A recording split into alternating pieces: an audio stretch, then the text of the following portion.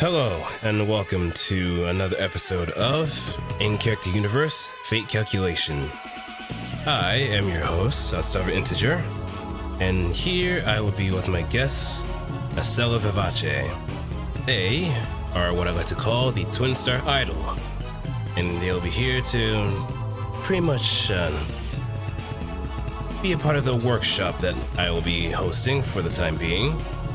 For those that are unfamiliar with Fate Calculation, this is merely a workshop to help those that are having a bit of trouble coming up with lore stories or finding ways in order to revitalize their lore stories any which way I can. So this is pretty much based on a structure that I have developed based on the 4 core principles that I have in mind. This is by design, scope, potential, and affinity, which are all going to be building blocks for whatever means of coming up with those stories whatsoever. So, this is mostly done for fun, mostly to also help others understand the potential that they have for creating stories of their own.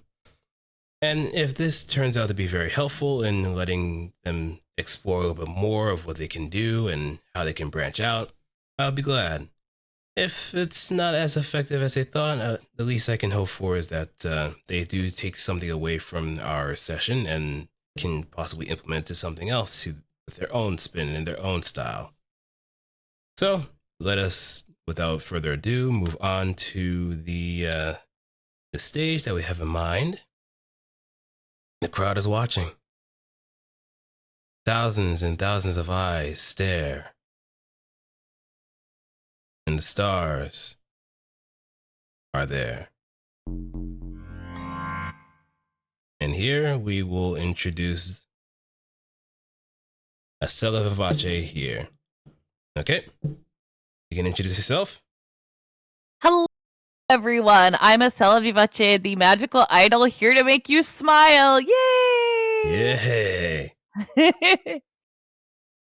And everything I have just crashed. Oh, no. Oh, the timing. I knew this was going to happen.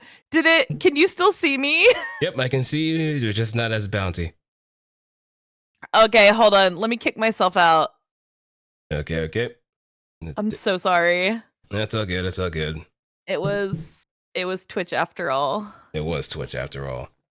It was Twitch. I knew I was playing with fire.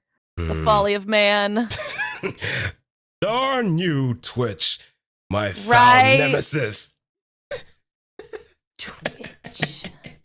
How dare you? I'm so sorry. I am the scuff. I am the scuff that creeps in the night and hides under your window. No worries. It was bound to happen in one way or another eventually. I'm so sorry. It was bound to there, happen. that should work this time. I'm not touching anything. No, wait, I'm bringing up my Google Doc because I Okay. really want to take notes. I'm so excited. I really want to take notes. So Okay. And it let also me. doesn't hurt to have like the classic pen and paper as well. If Oh yeah, got both.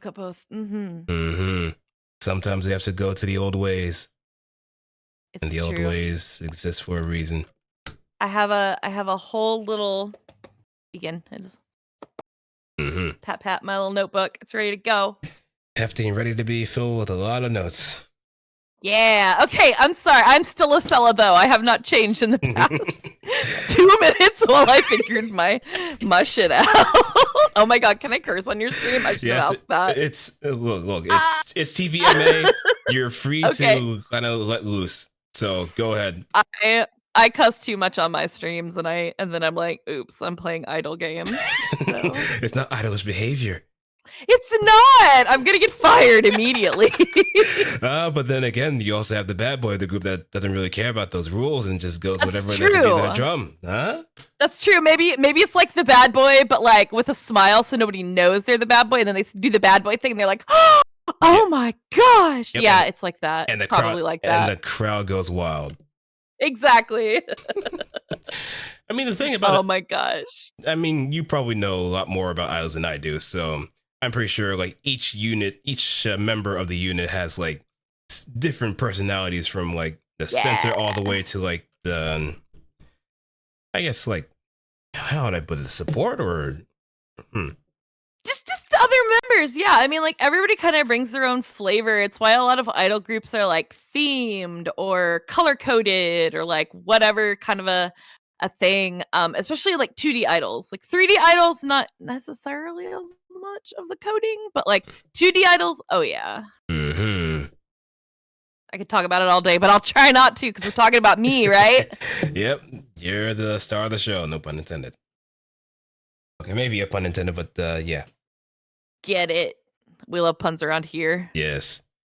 I'm 100% pun approved. My fellow pun mate.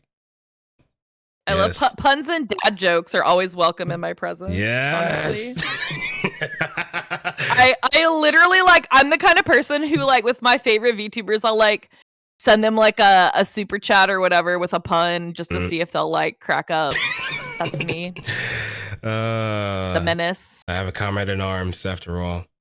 Yeah, let's go. Yes.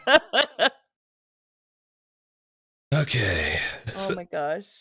We're off to a good start. So just ignore the scuff. We're doing great, guys. Yeah, we're doing great. So we're just gonna follow by the 4 core principles that I have for lore building. There may be some redundant questions here and there, but I guess I could probably frame them in a way where it's a bit more specified. So we'll see how this goes and see where it leads us. Hello, yeah. Zendo. Hello, Zendo. Welcome to the stream. Oh, hello. Okay, first thing is design. How did it contribute to your character or setting? Oh my gosh. Do you want the long answer or the short answer? Do you want as long as it's the answer, I'm pretty sure I'll take it.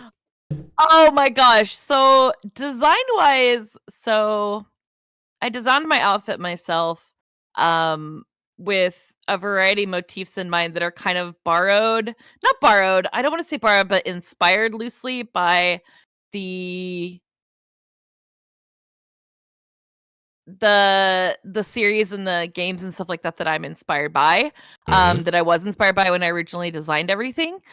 So there's like the star elements with the magic and everything like that. And oh my gosh, I can go like back into the let me explain Maho Yaku, but I feel like I've done that to people so many times in my life that everyone's sick of it.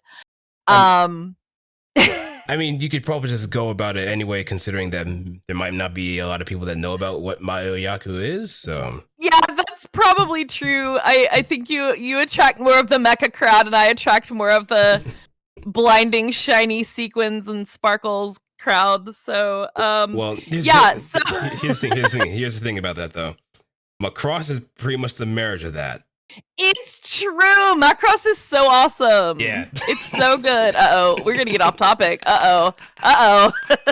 Next time. next time.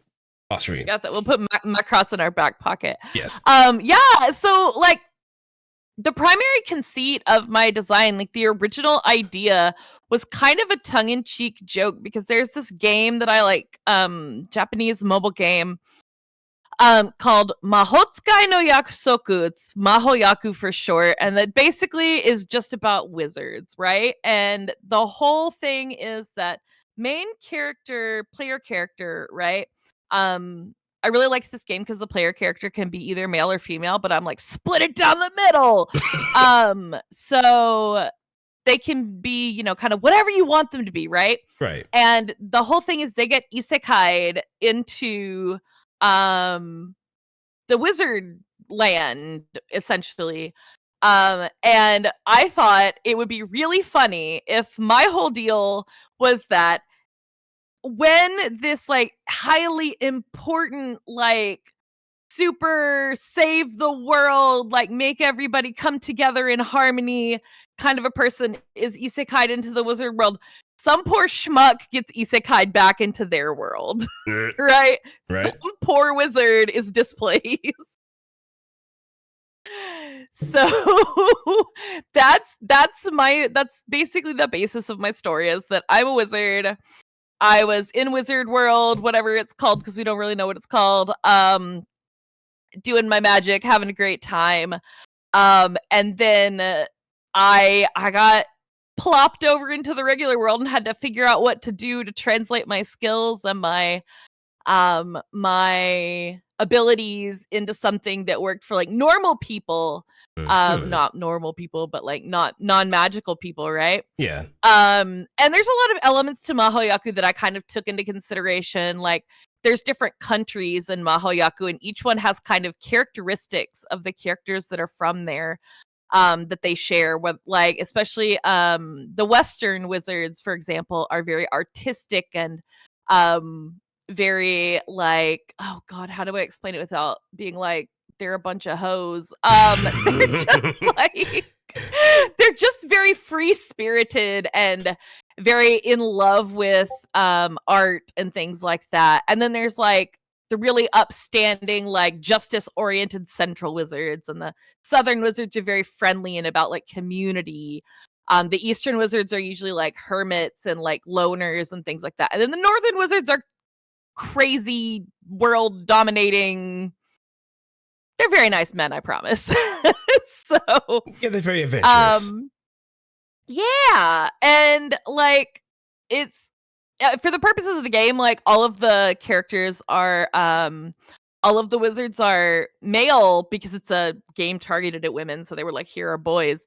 But it's very canon in Mahoyaku also that they all kind of say like F gender. They're just like, whatever, gender is whatever. What is like they're like, I'm gonna be a witch today, and I'm gonna be, you know, breasting boobily down the road. You know, it's like today, and then tomorrow I'm gonna be Ikemen number one, and that's pretty cool. So all of those like elements of like being whatever you want to be, and like doing things the way you want to do them, and not being on anybody else's agenda unless you're like chosen by fate, you know, That's kind of what I wanted to embody with my character. And the way I kind of translated that into the design, I actually borrowed a lot of my design elements as far as inspiration from them from another Japanese mobile game that has an anime that's in English though, Idolish 7. And Idolish 7 is just, it is to a degree what it sounds like on the tin. It's about idols, right? Right. They're not like magical idols or anything like that. Sorry for anybody who was expecting that. But a lot of their physical like costume designs are like the hero group of, I call them the hero group because it feels like a sports anime all the time. Right. But they're like a lot of white outfits because they're like the quote good guys, right? A little bit, or they're kind of the shining prince kind of a a feel to them, and they're very like optimistic and hopeful. So they're in white a lot, which is just Right, one of right. those idol coding things they do. Mm-hmm. And then they have like their image color.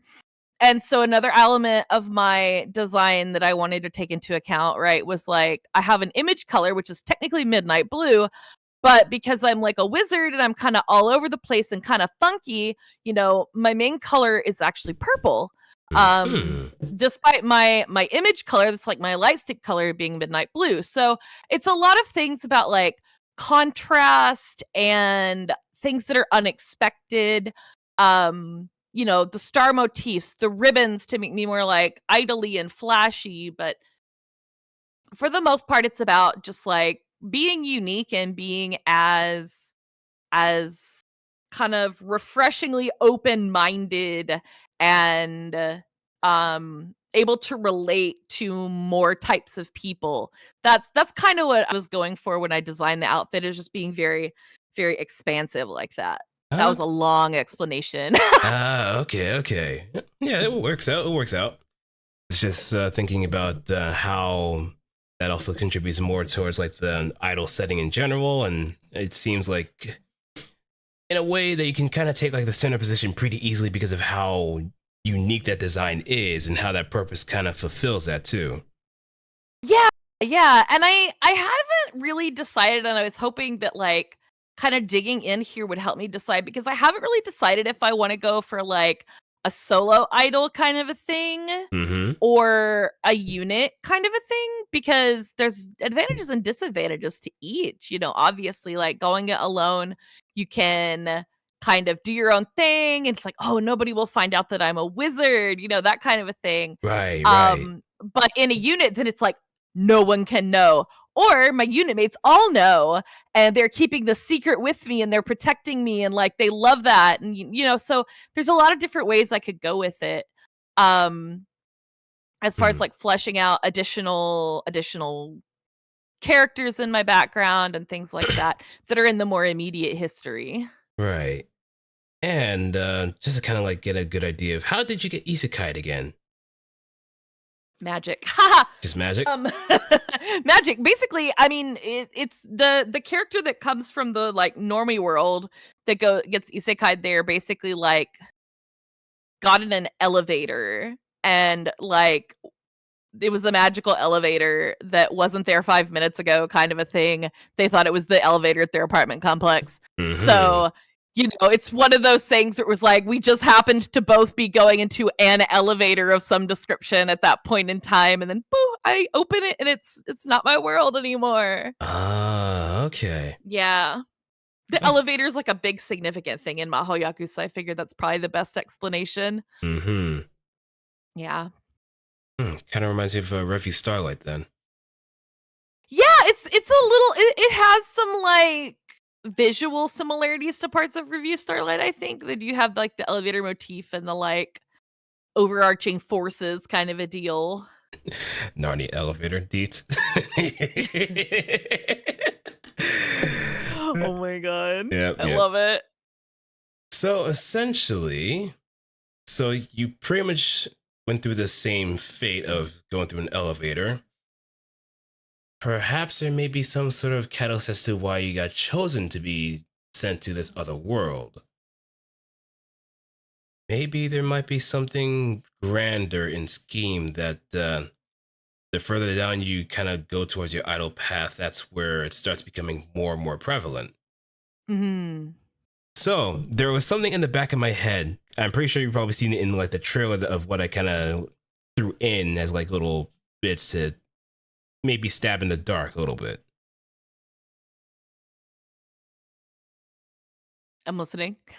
So since your fates are pretty much intertwined and you're practically going for an idol route, what if there's a whole competition with a particular idol group that if you manage to get to the top spot, that one true wish could be made.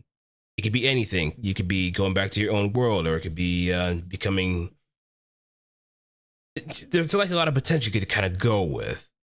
But I Mhm. feel like I'm getting a bit ahead of myself because I kind of want to keep going more in structure as time goes on. But it's something that's in the back of my head for the most part. I gotcha. I gotcha. So, is it were you thinking something kind of more like the world I got isekai'd into is, like, not as normy as I think it is? Or is it, like Yeah. or if it's even something like there are other wizards that this has happened to in the past? Because the person who gets isekai'd into the Mahoyaku world, like, he's not the first one that happens to. Mm-hmm. It's happened for years and years and years and years because they get brought in to unite the chosen wizards to, like, fight the moon. I'm not explaining that part. Mm-hmm. Um, but gets, like, brought in to, like, unite them, and then, like, something always happens to them, whether they die or they disappear, we don't know. It's not been, like, revealed in the story to the players yet, right? So we don't Right. really know what happens to this person or why they're brought over, how they're chosen, anything like that. So I think actually linking up to that would be pretty cool. Mm-hmm. Yeah. Yeah, that would be something to like really sit on the back burner for the most part. Yeah, yeah. I'll let me I'm taking notes. I'm taking notes. Let's have the bridge to all the things in knowledge, giving us the structure and the power for. All We're right. singing. We're singing. It's Yep. the idol stream. Don't expect too much. I'm not much of a singer myself, but I try. I let's try. let's go. We got this. That's not too good. I'm just having a little bit too much fun with this, am I? So, piggybacking on the design thing, where does your design lead towards? A culture, a point in time, a particular universe or setting? So I don't know how much more I could go into that. Like, what does it I like to look at some of the elements that I take that are kind of similar between my inspirations to, like, grab it. Like, the shoulder cape is a common motif in like Idolish 7 outfits and Mahoyaku outfits and stuff like that. So it's very much like kind of my trademark thing is like this little shoulder cape, which doesn't seem like much, but it's it's just like it's got like the stars on it. So it's kind of where my magic kind of like hangs out. Uh, Um and there is something interesting, another Mahoyaku. Oh my gosh, my stuff just crashed again. You know what? We're gonna write things down. yep, I am so sorry. I do not know what my computer is doing. it's for the best. Um, it's fine, it's fine, it's fine.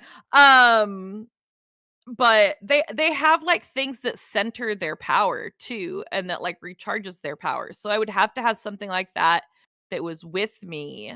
So if we're talking about, like, my outfit and my design itself, like, pointing to a point in time, it would have to be some situation where whatever is my item that kind of centers my power and everything like that would have been brought with me, so that I can continue to replenish my magic, because they all have there's basically two things that the wizards have that is associated with this. It's one is an area, like a physical place that they can go to recharge, but when they Mm-hmm. can't physically get there for a long period of time, they have a small item that is a reminder of that place or a reminder of their power, that is like a token that they keep on them. Some of them it's like one of them it's like a sheaf of wheat because his place that he recharges is like a wheat field. Mm-hmm. Another one it's like a little diorama of the place that is his like magical recharge area. So it's that kind of a thing. So I think I could tie that in somehow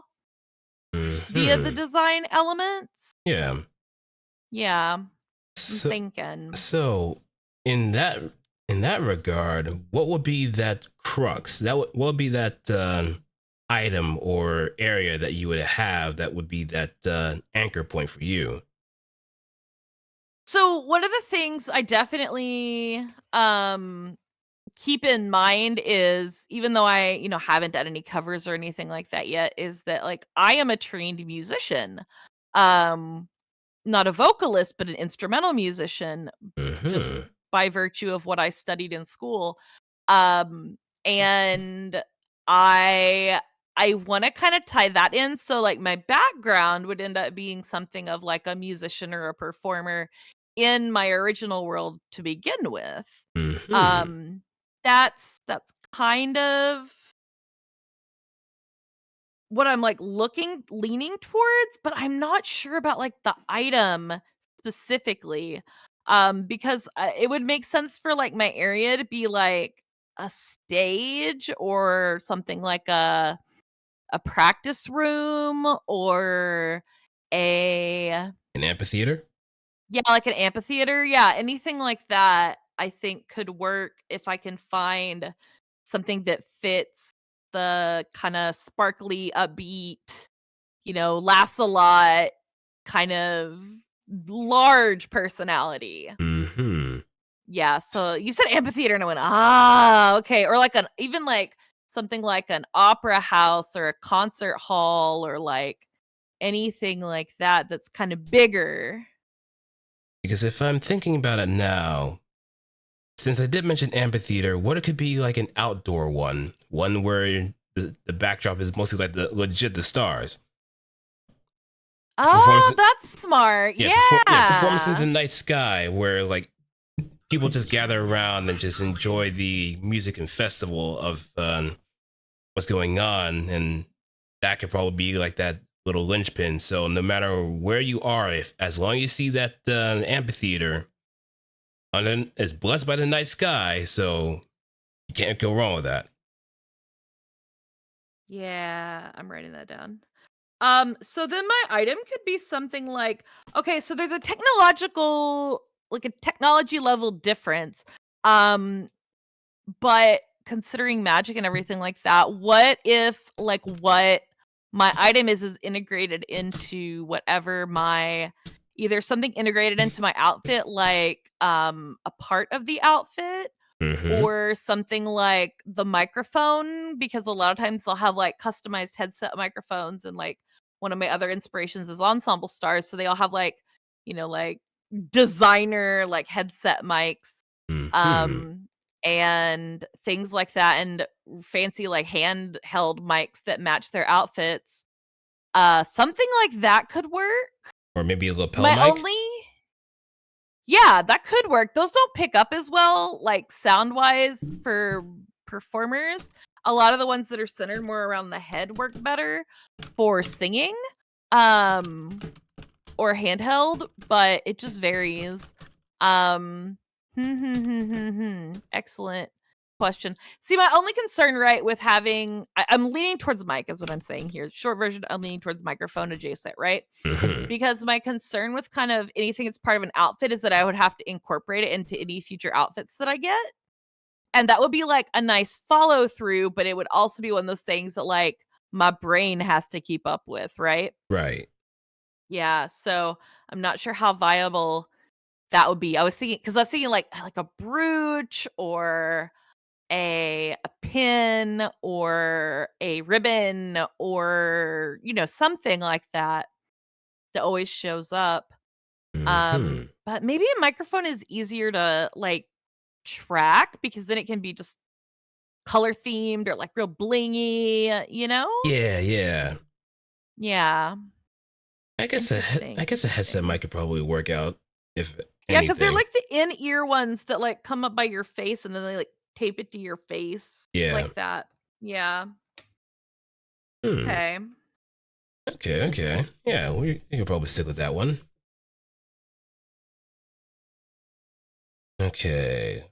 Let's see. Now, how can you use this design to your advantage? Any special gimmicks and such? Definitely the base design is supposed to be kind of um like a cover for the magic usage, because obviously in like the normal world there's not people who are using magic, right? Not like real magic, right? So um something that can kind of disguise what I'm doing as like stage tricks, sleight of hand kind of stuff rather than um real like elemental kind of adjacent magic, right? Right. So long sleeves a lot of the time, the cape, that sort of thing. I think just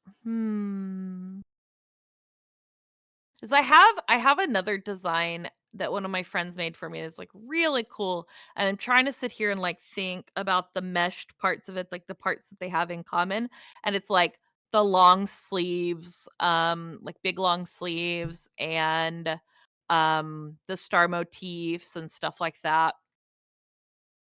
Hmm. Hmm. Hmm. Hmm. Hmm. Hmm. Actually, I not. think go ahead. Actually, now that I think about it, how would you and your isekai have communicate with each other? We wouldn't, he doesn't know I exist. Oh, oh. He doesn't they don't know like, in my heart of hearts, the reason it's funny is because nobody knows this is what happened. Mm-hmm. Like, nobody in the wizard world is like, "Oh, so and so disappeared the other day," because so and so disappearing the other day can happen all the time in the wizard world. Right. Because especially with, like, the places that my character is inspired by, it very much these are, like, people subject to whims and or the whims of nature taking them out. So it's not like somebody disappearing is weird. Mm-hmm. So for me, like back home, right, kind of a thing, it's like nobody really everybody's just like maybe it's kind of a thing where it's like, oh, there was this famous performer and they've disappeared and now I've got to like start from the bottom in a different kind of performing because the stuff I was doing back home like doesn't exist here or whatever. It could be Right. something like that. It could be. And then you That's start something like to think about. and you start like introducing them like little by little.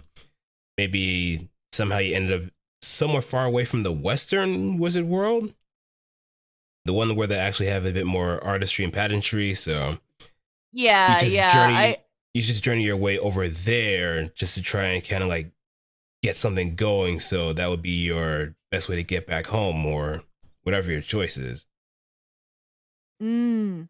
And I'm not sure that I wanna go home. That's the other funny part. Like, Mm, I love the idea of being so in love with this, like especially with the way that Western wizards from Mahoyaku are very obsessive. They're like, they find a concept or a person or an object or a creature that they are super into, and then they just go, like, 800% like that's their Kamiyoshi, right? Like, there's no hmm. going back, you know? So that's a very nice thing, and I like to as far as, like it's a nice character thing. I'm not saying it's a nice thing in people, okay? Caveat there. Um, but as far as, like, falling in love with the world I have been brought to feels really cool. I've always kinda liked that idea, Hmm. where it's like, I don't really necessarily wanna go back. Like, I don't know why I am here or how I got here, nobody knows because nobody knows that's what happened, but I'm making the best of it, and by making the best of it, I really fallen in love with the people and idols in general, and, the type of performing that I have to do here.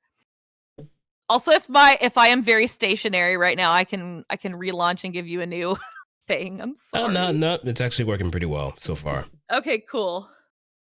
I'm leaving it alone. I'm not touching anything again. It's broken, but I'm not fixing it. It's fine. And just leave it while it's still Everything functional. Just leave it while it it's still functional. I have a big black screen, and that's okay. Oh boy.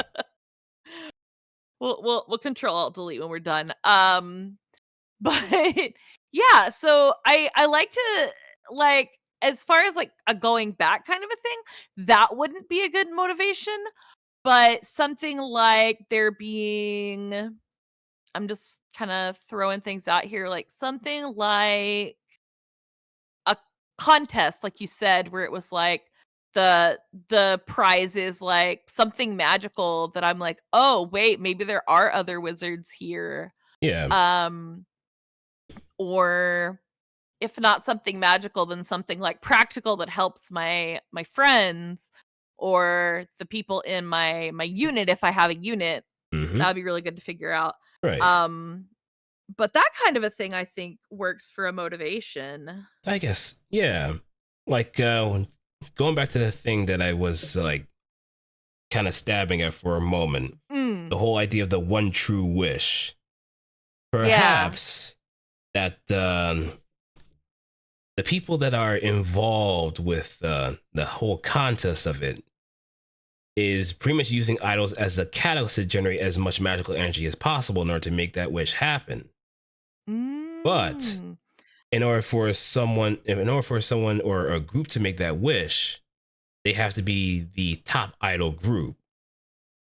Yeah, and you know what actually works really well with that is another thing about like the wish could be I could be like so wholesome, right? I Hmm. could be so wholesome and my wish is actually to stop all of the like weird crazy stuff that's going on back in the wizard world even though I won't be there to see it, but it's powerful enough that I can like make that wish that like they won't have to fight anymore and they won't have to like have people die because of all the weird stuff that happens and things Hmm. like that. That could be cool. That could be cool. And considering the fact that you may never know that's actually a secret society of wizards that have all been transported to the modern world that are doing it. Yeah. And they're So, very long lived too, so they could be like a lot of them actually. hmm, Yeah, there could be like a significant number of them. there could be.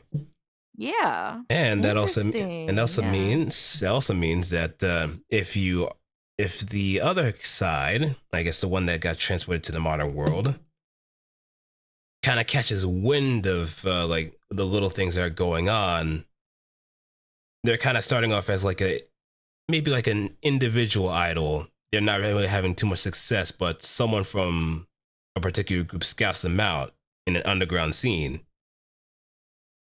So that Hmm. could possibly be like the start of, oh, hey, you seem to have some really good skills. Why don't you join us for a little bit of practice and see how things work out? If not, then feel free to stick with your idol route, your solo route, but we'll be watching in earnest. Mm. Interesting. So, like, so the unit instead of the unit being like non-magical people, the whole unit could end up being like wizards essentially. Essentially. Or there could be like a Oh. mix, but Yeah, they're kind of in the okay. know. Yeah. Oh, yeah, I kinda Yep. like that. I kinda like the idea of it being like a mix where Yep. it's like it's not necessarily just so there's no angst attached to it, right? Yeah. There's no angst attached to like this is my deep dark secret and I have to keep it from everybody or this is my deep dark secret and I can only trust my friends with it. It's more of a like, hey, we're kind of all figuring this out together. And I really like that for me. Mm-hmm. Like I like that vibe. It's a whole journey, pretty much. Yeah. But of course, if you're looking for the angst, you could always go with a rival that's kind of looking for the opposite of what you're aiming for. Someone that could probably focus on surpassing everybody else and has like a one track mind of just making sure that they're the ones that get the wish and no one else does. Mm, And I kind of like that. they could be just like a regular person, not even a wizard. Just for some reason, he exudes so much magical energy that he's not aware of it. That the wizards may be like watching him as like either a possible point of interest or a possible threat. I kind of like the idea of the angst from that actually being that like if they have more magical power or like energy, right? They're kind of like a battery. I want to think of it that way Yeah. because they can't use the magic, but they have it, right? Mm-hmm. And their whole deal is like if if they get the wish, whatever they wish will be like really, really powerful, and it's great for them, but bad for me, obviously. Mm-hmm. And because I don't get my wish, which I think is more important because I'm trying to save bajillions of lives, right? Right. Right. Um, But what was it? Where was I? I was going somewhere specific with this, and my brain went pachoo. And also black screen. Oh, did it go black? Yeah. Okay, hold on. Let me fix it. Let me close out. Oh, we'll just start over. Okay. Start over. If anything, we could probably go as backup I'm with so sorry. the group image. See if I could probably bring that down. So let me see if I can do I'm that. not gonna touch anything. I swear I'm not gonna touch anything after I do this. I'll give you the link. I'm so sorry. Okay. Also, did you happen to change the group image for the Fuji? Or Fugi?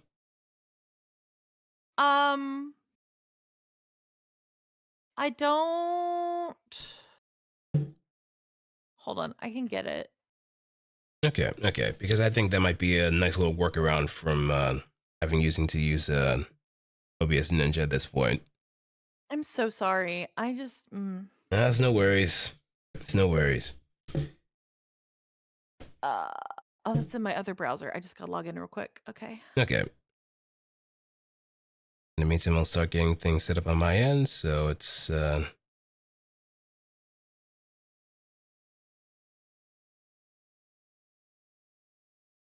Oh no.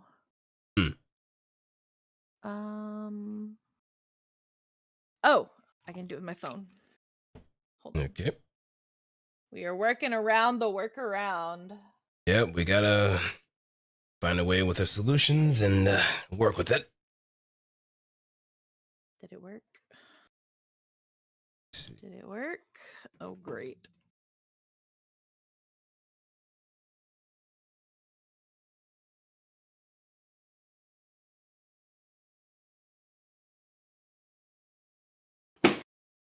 That was my cat. I'm sorry if you heard that.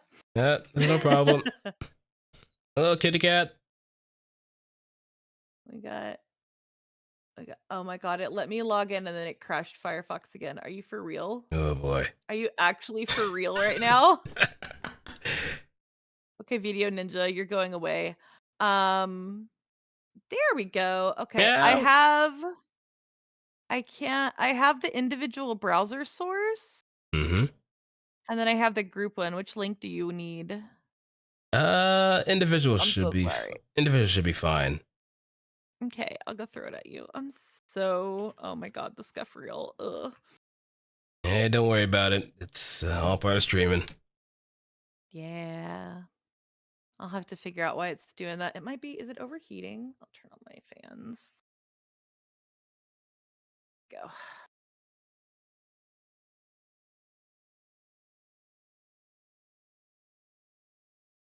Copy link. Should work.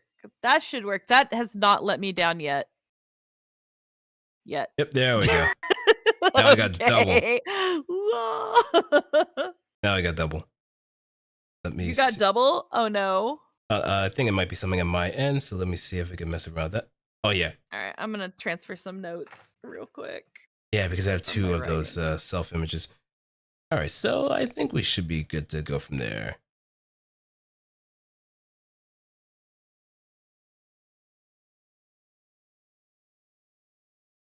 And also, Deet says, "I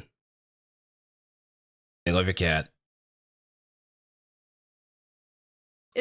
It's my orange boy. My orange boy was definitely crashing around behind me. Ah. He likes to do that. All right, all right. So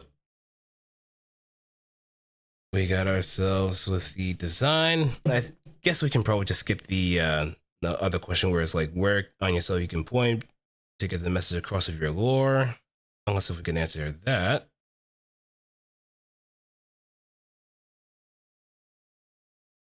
Oh, sorry, hold on. Okay, okay. Kinda Take your time. lost myself for a second there. Okay, I'm back to the questions. Okay. Hello, little cat. I see you.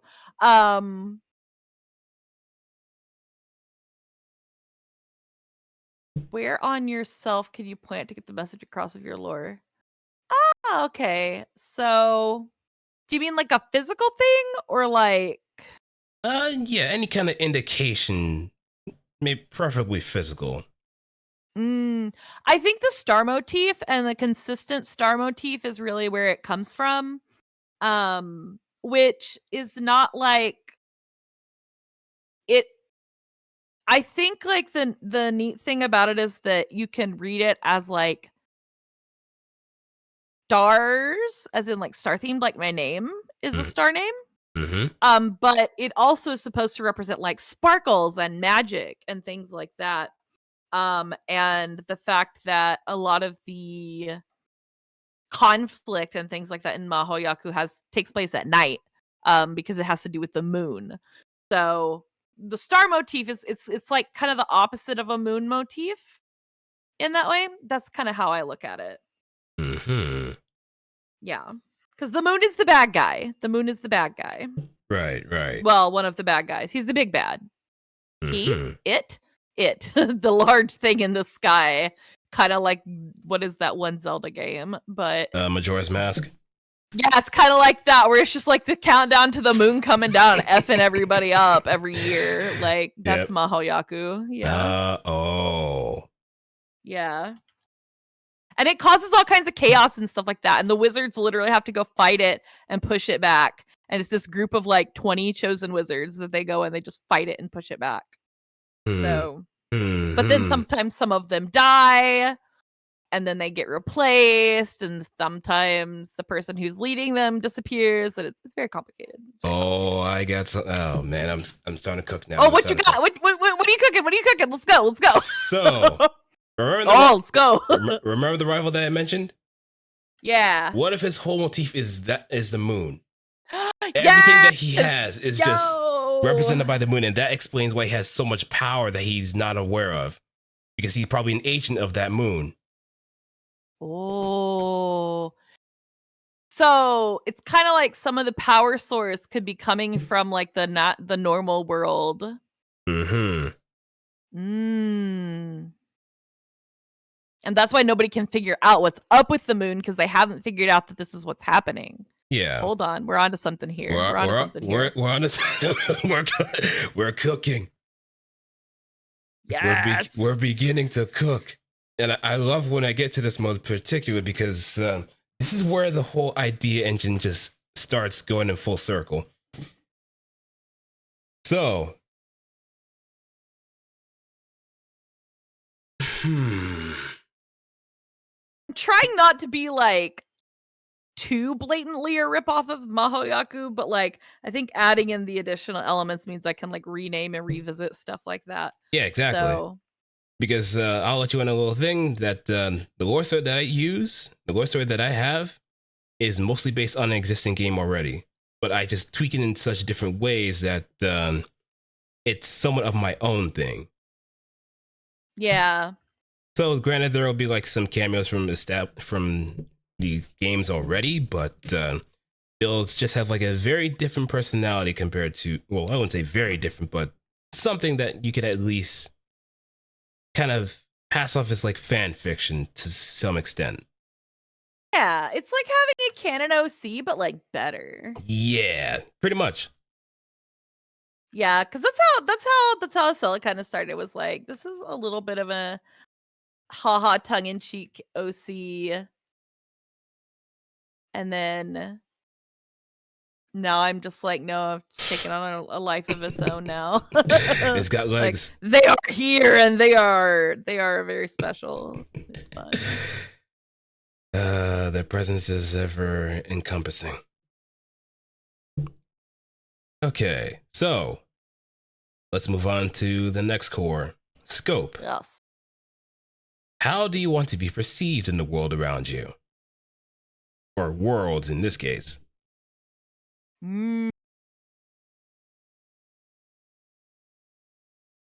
I think it kind of comes down to the same way I want to be perceived as like a streamer, right?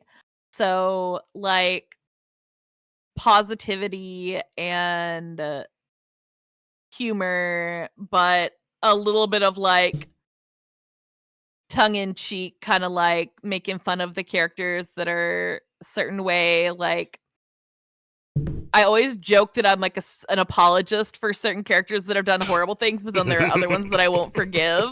Like it's kind of like that, where there's a little bit of a duality, but it's kind of a acute almost Mhm. duality where it's just like, oh, you play favorites, okay, Right. that kind of a thing. But that kind of a humorous, like, relatable, like everyman kind of a thing, but at the same time, from a distance, as an idol, as a performer, like it's the whole like relatable idol trope where it's like, okay, I can relate to this idol, like they're like me for real, and but then at the same time, when I get on stage, it's like bam, I've got like the magic and the this and the that, So it's kind of it's another one of those like duality and opposition kind of things. I see. If that makes sense. Yeah, it kind of makes sense. It's almost like that one Gordon Ramsay meme where it's just like, oh, you're a wonderful person, you, and then Girl. the next thing, and the next thing you know, you freaking donkey. Yes, exactly that. Sometimes. That's me playing on stars at any given time. Just mercilessly roast like 3 or 4 characters, and everyone else is like, my children, my beans. Yes.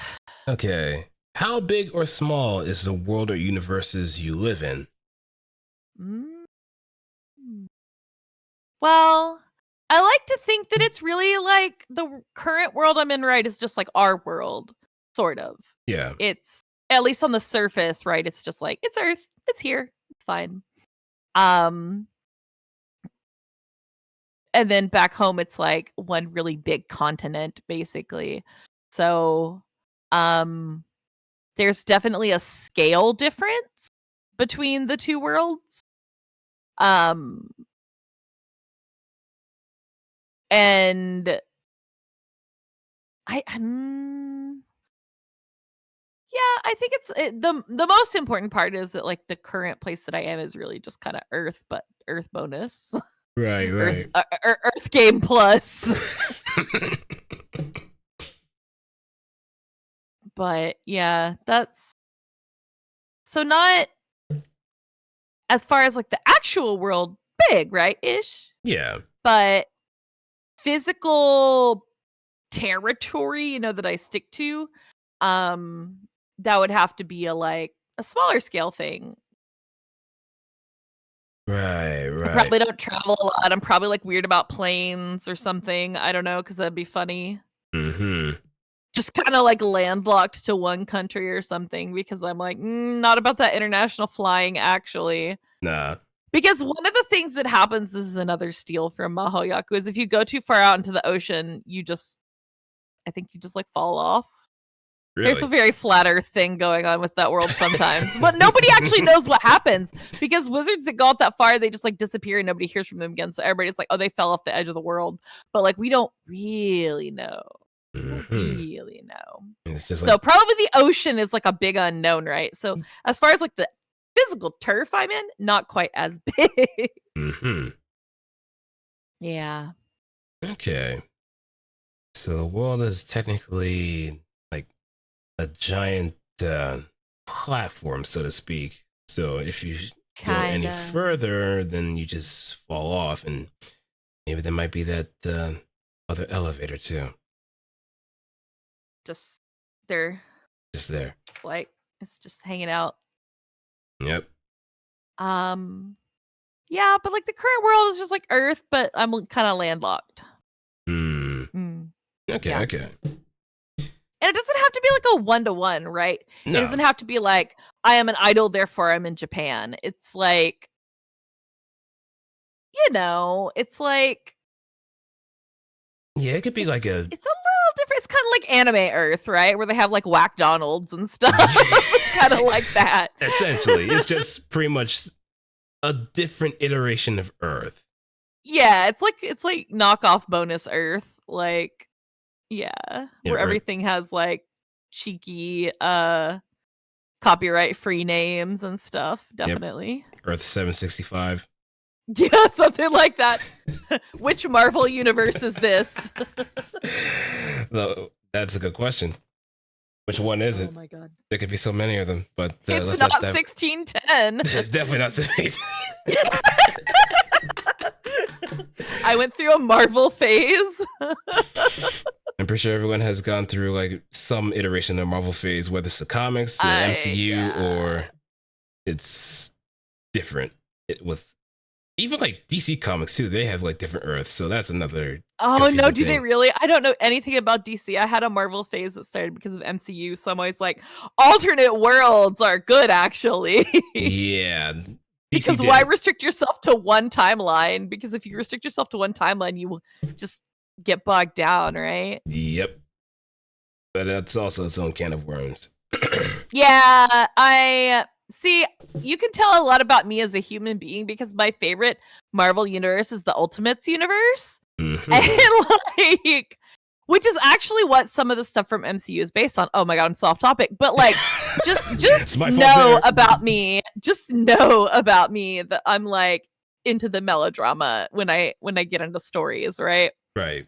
So I kind of like the general idea of like my story is really not that melodramatic, but on the other hand, below the surface, it's melodramatic. Like on the surface, it's just like idol story, and then below the surface is like review Starlight.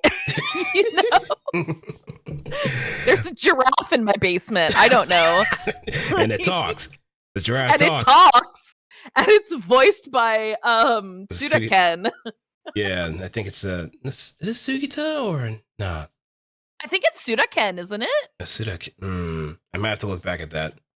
Kenjiro Suda? I think it is, but I don't remember. It's been a really long time since I've watched some of that. It's been a while. He's just notoriously always the characters that are troublemakers in stuff that I watch. In like a good way, I guess, sometimes. Yeah. Yeah. Right, he's got a great voice. Let's get back to the rodeo. Sorry, I'm ready. I'm taking notes, don't worry. Mm-hmm. So anyway, what's my next question? Hold on, I'll go back. Okay. Next question is, what is your place in the world? What is your purpose? Oh, we've kind of got that a little figured out, right? Yeah. That it's more about like that wish. Let me flesh that out some. Yep. So the one true wish.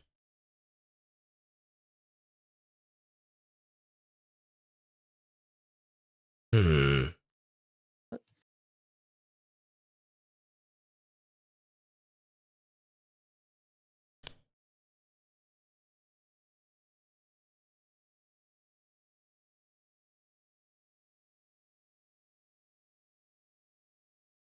Oh my gosh, I'm still here. Yep. I can't type. Just let me know when you're ready. Okay. I have taken notes. So is there something other than that though? Is kind of what I'm wondering. Something a little more mundane. So like there's like it's like where's my power of friendship, right? That's in like all these idol stories. Mm-hmm. Like where's like the story of how did my idol unit come together and the story of how did I meet these people? Like, is it like a JoJo thing where stand users attract each other? Like, I mean, it could, you know, like, is it like that? It could play off like that one way or another, where it's just, especially in like the Wizard universe, or I guess I'm gonna have to start like World W and World H, World Human and World Wizard.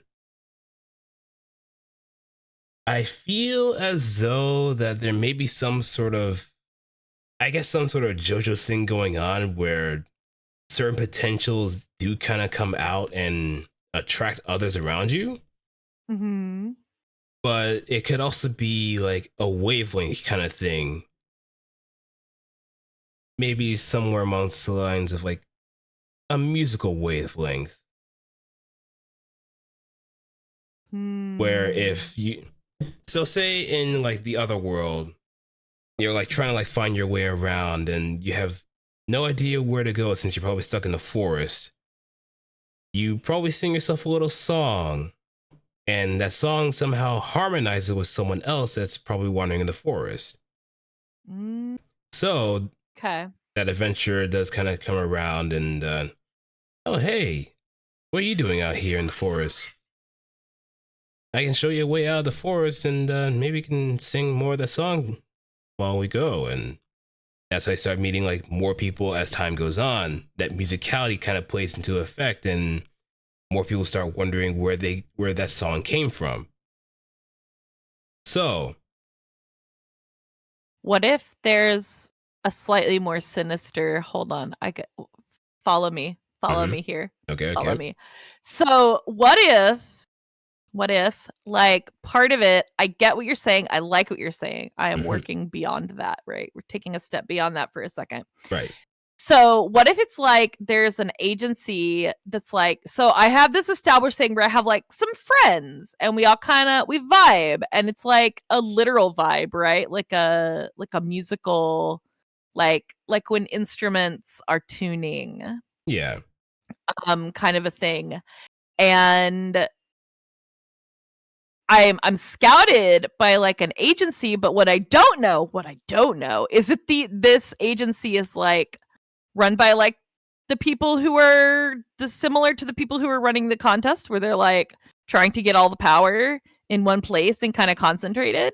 And I don't really necessarily know that when I get scouted by them, because the people that actually scout me and like do the stuff on my level are like human. Yeah. I don't know that they're wizards, but then I find out later it's like, oh, my company is owned by like head honcho wizard number 5 or whatever, you know? Something kind of like that, and then we can work backwards from there. But I just think that might be interesting too. But am I going too much into the wizard Illuminati here? Yeah, it's a secret society, so to speak. It is. I feel like I have created the wizard Illuminati. I'm so sorry. Shadow Wizard money. Yeah. the secret society of underground idol wizards. Oh yeah. Oh wait. No, wait. I think did I hit something? So, as we kind of mentioned before about the whole underground scene, there's a variety of different agencies here and there too. One of them could be a black company, and it could be probably that very same rival idol that was picked up by them too. But oh yeah, okay. But somehow you managed to get saved by someone that knew about that black company, and you just got taken out of that situation where it was going to be like them trying to like, I wouldn't say entrap you into like signing a deal with them or maybe making a contract, but something along the lines of that. Cool. I like that. Yeah. That kind of ties it all together. So that could be like the person that's like, maybe it was the first person I met when I arrived, you know, that kind of a thing where you're saying like the resonance. Yeah. I like that. Hold on. Notes.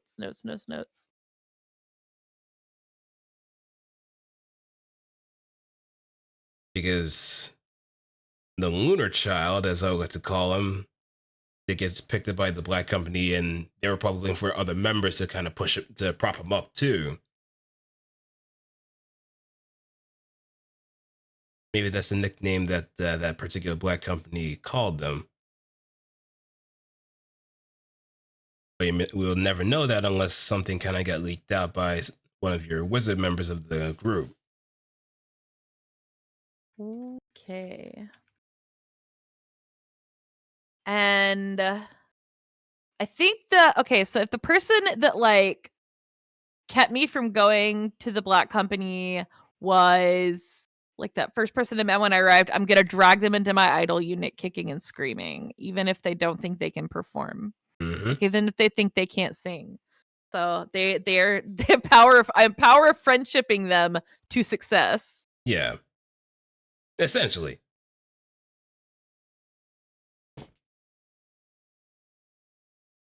Like it's also, I think the best way it could also work is that if it's a small unit too. Yeah, like 3? Yeah, 3 or 4 at most. 3 or 4, yeah. Because as always, you could probably play off the whole tropes of one's the bubbly type, one's the brooding type, you kind of get that free card to do that. But you get to also kind of throw in some intricate details that make them stand out a lot more, so you can kind of have your audience kind of grow with them too. What are their struggles? What are their challenges? What are their goals? What are they looking for when they do get that wish? Or where they're willing to support you with that wish. I think, okay, so working from like 3, if like 2 of us are magical and then the one is not, and the one is like the person that I met when I first arrived and they're just along for this ride, and they're just this like trope of this like hapless like normie. It is like just having all these extraordinary things happen to them. They're like the shonen protagonist actually of this story. Yeah. But they don't know it. Something kind of like that would be funny. Yep. And they would probably be like the second of the group. And you could probably end up being like the center as time goes on. And that's going to be its own kind of arc too. So it could be a situation where like either I started solo and then okay. So like I started solo and then the other company tried to recruit me, and my friend was like, "No, don't do it. They're a bad company. They do this, whatever." Or like they give me bad vibes, because I will run on vibes, because I'm basically a West, right? So Yeah. I'm like, yeah, I'm running on vibes 100%. Yep. And so this person is like, don't join them, and I'm like, fine, I won't join them, but only if you'll join me and make an idol unit. And they're like, I don't even dance, my dude. And I'm like, well, you're gonna learn starting today. So something like really like very ground up like that. Yeah. But then they get to be a natural, because I'm not gonna torment anybody with like having to really struggle in that case. But then the third person, how does the third person come in? Because I really like the idea of 3. I like that dynamic where there's like, there is like the bubbly person and like the kind of slightly broodier person, and then the like glue that holds the other 2 together. Failed idol. Oh, that's good. They're a failed idol that had a moment to shine, but something happened that kind of got them burned. So that's why they're a little bit hesitant, but something about you and your partner kind of changed that around for them, and they're just trying to give it another go to see where that takes them.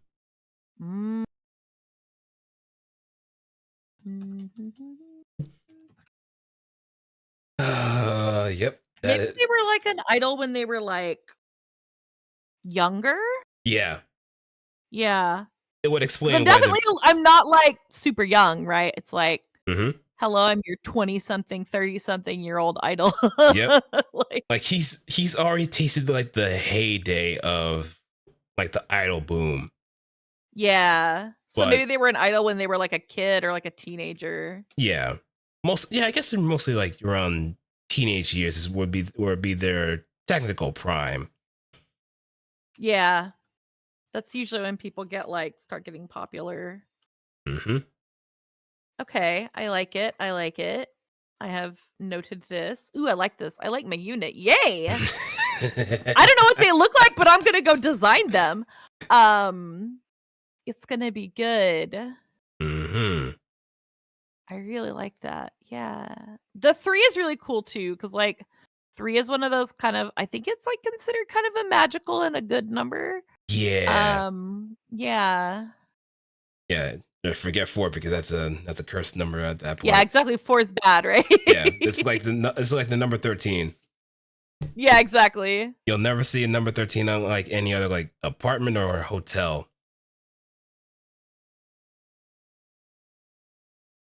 So jumping back to one of the notes I have in here, just so I can the contest, right? The rival, does his company like run the contest so people think it's like fixed? Like rigged? No. Okay. It's like a totally different shady group of people. Yes, a totally different shady. Or maybe they're not shady. Or rather, they're aggressive. They're aggressive, and they want to like get the maybe like a huge boost for their top idol. And maybe that's why they're using that particular wish granting contest in order to make it certain that he's going to be the most popular idol in the world. Okay. I don't know. Maybe that might be something that could be experimented with one way or another. But Yeah, I'll have to play around with that. I feel like that might be something where if he becomes the main idol of the world, something else happens in the other world where I guess it accelerates the moon dropping or whatever entities come from it. So at least it's some sort of cataclysmic event. Yeah, I like that.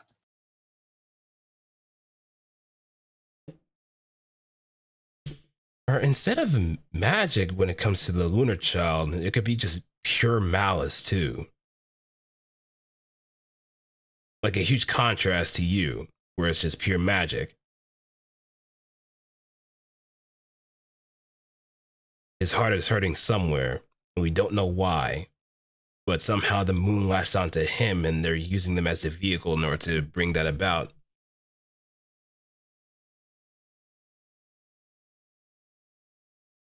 Maybe. What if okay, let's get real. Let's get real here. What if he and the third member of my unit used to be like partners, like had an idol unit? The rival Is and that too? Yeah. oh, that Member of my unit doesn't want anything to do with this guy anymore, and I'm like, let's be friends with him. He is hurting, and they're like, I hate that dude. Yeah, that. Oh boy! Oh boy! Oh boy! Oh boy! Is that too much? Is that too much of a spider web? What am I doing? No! You're hitting something. You're hitting something pretty good. Oh. Maybe the lunar child and the failed idol they were friends at first, but the lunar child did something underhanded that cost the idol his career. Oh. That's why he has a bit of disdain towards him. And I guess it makes it his mission, the failed idol's mission, to like kind of get over him. But you're gonna have to like kind of step in between that and just quash that beef or make sure that doesn't get any worse. Otherwise, it's gonna cause a bit of an imbalance in your team. Because like you said, you kind of function on vibes, right? If one of your members is giving off a bad vibe, what's gonna happen? Things are gonna start falling apart. It's going to lead to drama. It's going to lead to the very same things that pretty much cost him his career in the first place. Makes sense. Makes sense. I like it. Mm-hmm.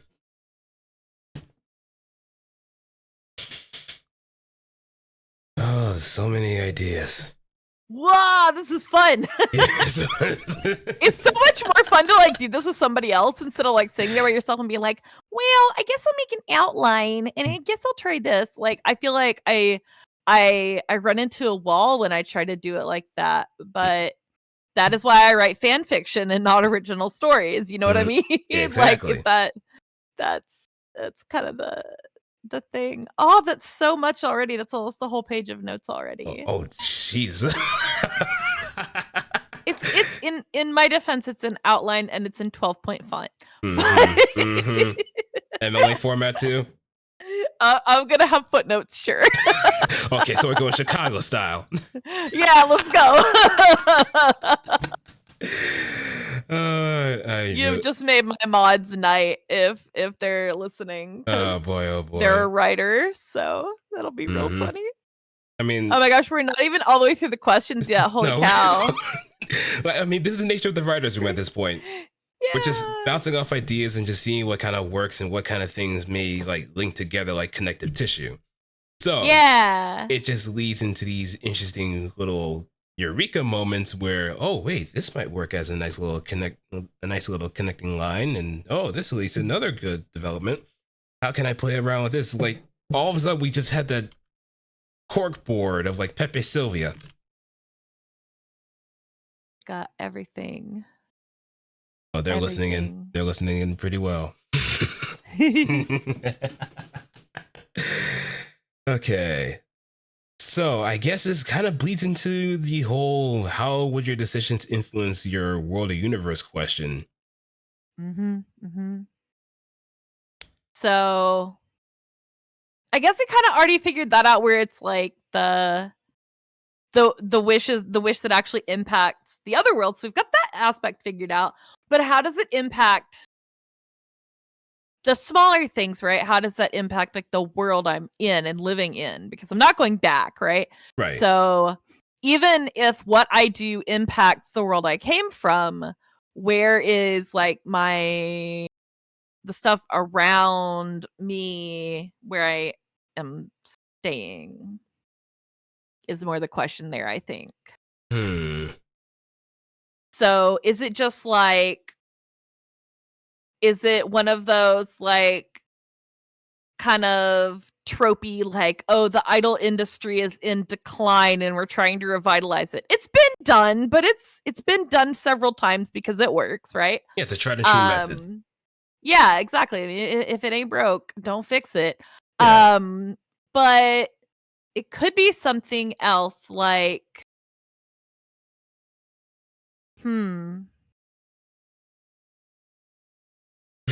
like more focused on. Okay, here's the question. Okay. Does like my magic and my magical energy affect the world that I'm in at all, other than like the idol contest, right? So thinking about like, for example, when people see me perform, are they magically happy or something like that? You know, is it kind of like a Pied Piper kind of a situation almost? Or is it a situation where, you know, that's just for like visual effects and stuff like that? Or it's, and then going back, you know, is it deliberate or not? Am I like deliberately using magic on people to make them happy, which is manipulative and funny for various reasons. But is it like that, or is it like an incidental thing if it's that? I'm just kind of spitballing some random things if anything sticks. I feel like if you're discovering that power, then you start kind of picking up on certain things. I feel like at first it feels like you are kind of like manipulating people with the whole Pied Piper routine. Oh, but it's actually not like that. Yeah, if it makes you feel like yeah, you kind of think to yourself that, oh wait, maybe it's this particular power that I have that's making people happy. Let me just keep going at this a little bit more. But further down the line, when you start like feeling a bit more, how can I put it? It's like, in a way, you kind of doubt yourself at first. Doubt yourself on whether or not that power is actually real or not. You just kind of second guess yourself at like the effectiveness of it. But as time goes on, and you start seeing like more and more people kind of like being happier and more upbeat around you, you start feeling that like a bit of a return of energy or return of magic in tow. Like, man, it's just really something that I need to like think about at length. I kind of like the idea. I'm sorry to interrupt.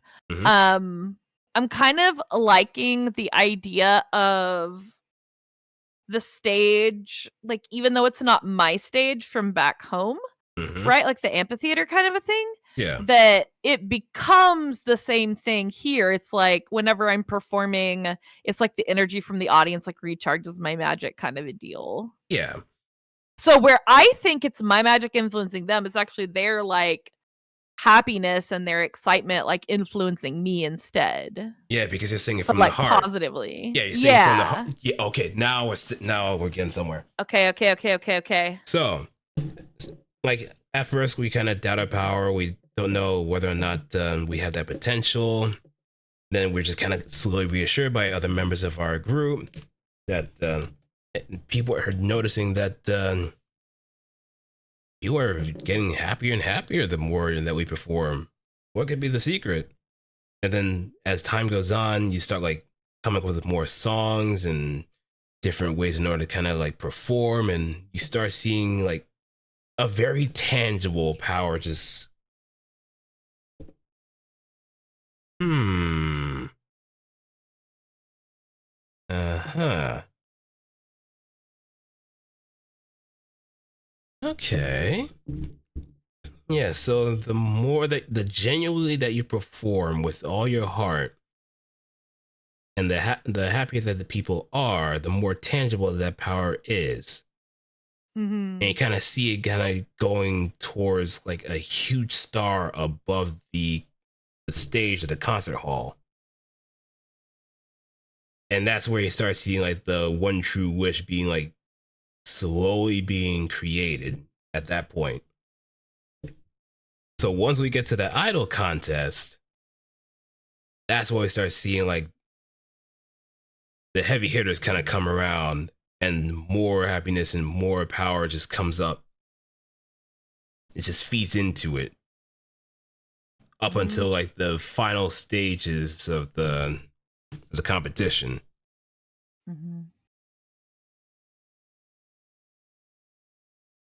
I keep thinking about like, what if like the final round of the contest is just me versus the rival, right? Like my unit can't be there with me and it's just me and like it's down to the line. Yeah, it's center versus Very center. dramatic. Yeah, It's very sports anime. Yeah, it's legit center versus center. Yeah. I'm gonna put that in here. Yeah, whose wish will come out on top? True world domination or true world harmony?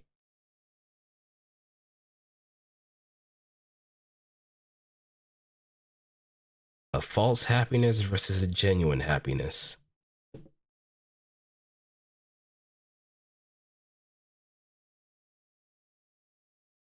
And of course, the rival has to look somewhat edgy, like very gothic clothes, chains, and like oh my gosh, they're like a punk idol. Yeah. Like, oh my gosh.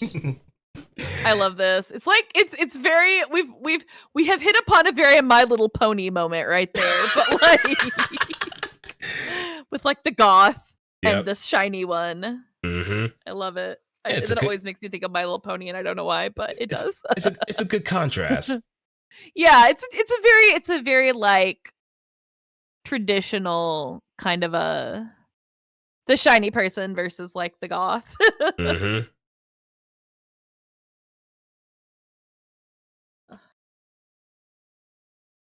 Oh my god, I can't type.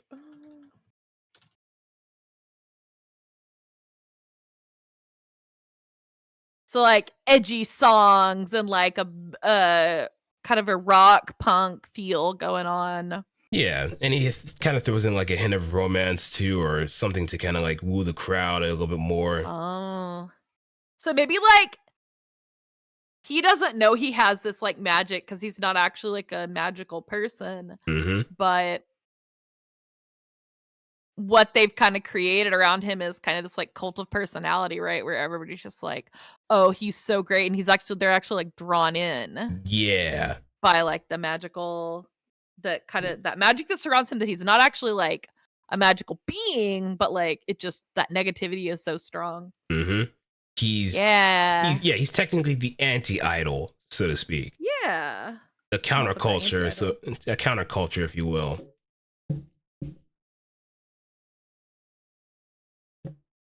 Just like a baby metal or something like that. Makes sense.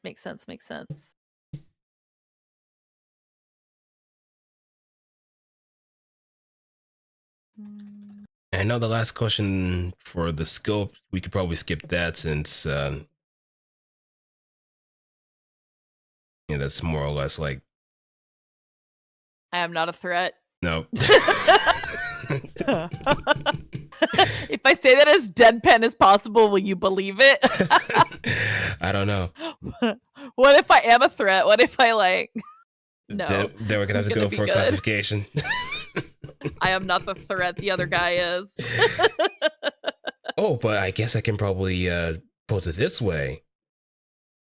What kind of threat do you pose to your rival? Like, why are we rivals besides the energy? Yeah. Because if the energy, he's not really aware of it, right? Right. So we need like an actual conflict, like a human conflict. Hmm. Hmm. Okay, I gotta think of something good for this. Let's think. Let's think. Let's think. Think of all of the weird tropes that I've seen in all of my idol franchises. Because I feel like there might be that momentary flash between you and your other half that kind of warns you about what happens if this negative energy reaches a full point. Mm. And if it accelerates the moon's descent or whatever kind of thing is happening with that moon in the other world, there is pretty much a reason to try to stop him dead in his tracks before it gets even worse.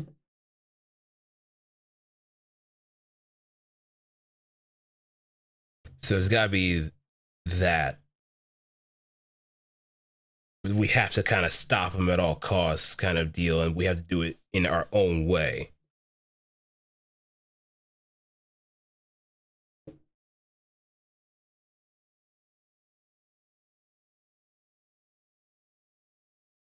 Like like appearing in my dreams kind of a thing. Yeah. Because since you Yeah. don't exactly know each other, there's probably those moments where it's a premonition or something in a dream or maybe like a quick vision that happens that you don't know where it's coming from, but you feel that it's all too familiar. Like there's some sort of connection, some otherworldly connection. Mhm. So thinking about like an actual more practical conflict Mm-hmm. to kind of look like that it's the issue, but then the big reveal later that it's like no, the issue is that like he's going to destroy my home world if he wins this contest somehow Yeah, because because his maybe. agency is manipulating him and stuff. Yep. Um but on the surface it has to look more like before the plot twist, right? Right. Um, hmm. Would it be simple enough to tie it to he's just mad that I took like this other person into my unit that he doesn't like or that he ruined on purpose or that was his former partner or something? I mean, we could probably Is piggyback that off. enough? We could probably piggyback on that. So I feel like he has Or that could be a thing that just makes it worse. that could probably be a thing that makes it worse. I think the thing might Mhm. be since just the nature of a contest, he wants to win at all costs. Mhm. So he probably wouldn't care about like any kind of consequences because he has nothing to lose. Okay.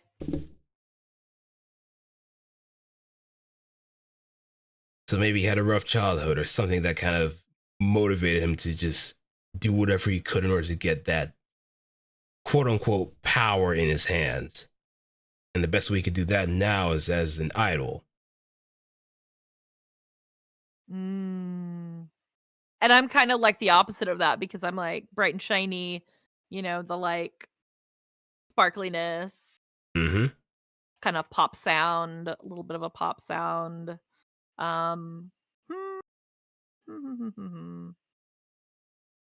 okay, it might be enough just for him to be just freaking annoyed by how like sunshiny I am Yeah. on stage. That could honestly possibly be enough. Mm-hmm. Yeah, that could be more than enough. Because once we get to the center for the center, that's where things just really, really just ramp up. Like the stakes are there. Oh, maybe he thinks I'm fake. Oh my That too. god. That too. That's good. That's good, right? Yeah, He thinks I'm a faker. let me just switch into this particular mode. I hate idols like you. Always drawing Yeah. everybody else in that cutesy little bullshit I don't even understand. It's making me sick. I'm gonna make sure to crush each and every one of you idol groups, no matter what it takes. And I'll get that wish if it's the last thing I do. None of your fakeness is ever gonna populate my world after all's said and done. So you better get out of my way. Capiche? All right, so you're voice acting in my lore video is what you're trying to tell me here. You're hired. Let's go. Yay! Yay! Yeah. Oh gosh. Okay. I was thinking too when you were doing that, it kind of made me think like, if he hates me because like he thinks I'm fake. Right. Maybe it was because like that third member of my group was kind of fake back in the day. Yeah. Like maybe it was like an insecurity kind of a thing, but they were really fake. Yep. And he was just like, I'm taking you down because you're not like legit. You're not sincere. But then the whole thing just like almost backfired on him and made him really bitter and stuff like that. He kind of thinks he's like the hero of the story or like an anti-hero. Yeah. You know, he thinks that like I'm like the Batman of idols, right? Yep. Yep. Hold on, that's a good one. Hold on, let me put that down. Oh, sorry.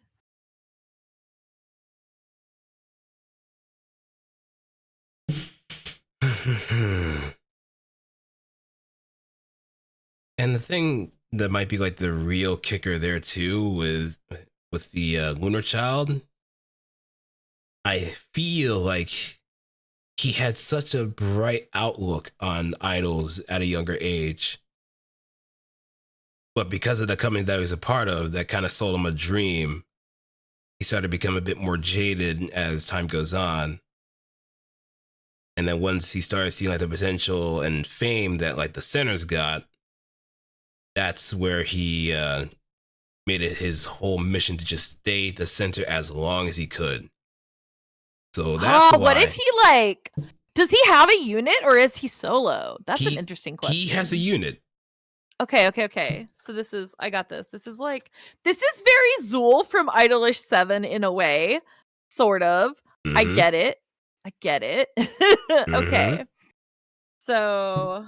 But in a way, his unit is kind of like a puppet group, so to speak.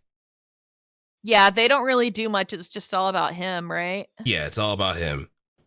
And that's what probably led to the falling out between him and his former member, because he was practically near outperforming him too as a secondary. And he was going to be a center. So like this person that's in my unit now used to be in his unit. Yeah. But his unit was probably different back then. Like he probably has huge turnover in his unit at this point. Yeah. Oh. I never thought I'd be this invested in an idol story in general, but here we are. Pretty good, right? Welcome to Idols. Everybody go watch. If you like this conversation, go watch Idolish 7. Thanks. Shameless promotion of an anime I have nothing to do with.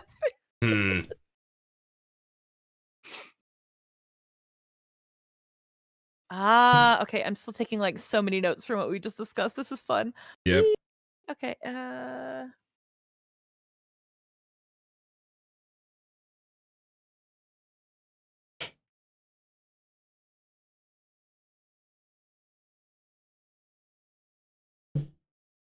And honestly, it's going to be very sad once this is all over. Just so much fun of just kind of coming up with these things on the fly too.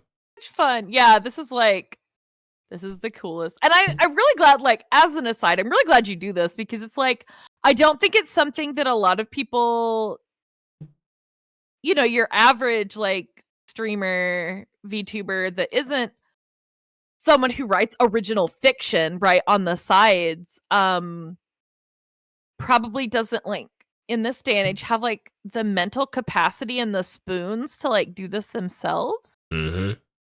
And how many people have an authoritative sounding board that's like good with generating ideas and stuff like this. So I think it's really cool that you do this, and it's really fun. This is like the coolest collab I've done so far, which is really exciting. Like, it's writing is a passion of mine, and like world building is difficult for me by myself in isolation. But I'm very much an ideas person. I'm very much a what if person.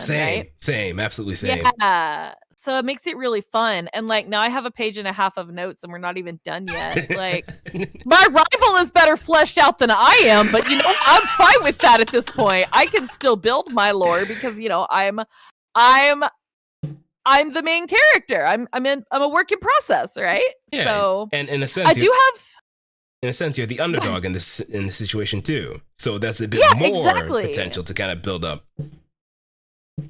Yeah, and I like the like we started out as underground idols. Maybe we got like signed by somebody in the process of the lead up to the contest.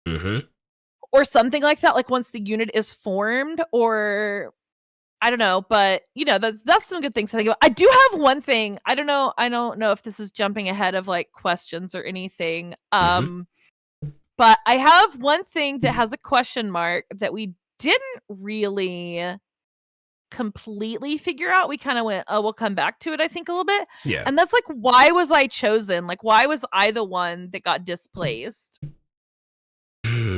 from the other world? And I'm like, should I make that a big deal, do you think? Or is that too much? Like, I mean, you know, main character of my own story thing is fine, but is it too like, oh, come on, Mary Sue, you know?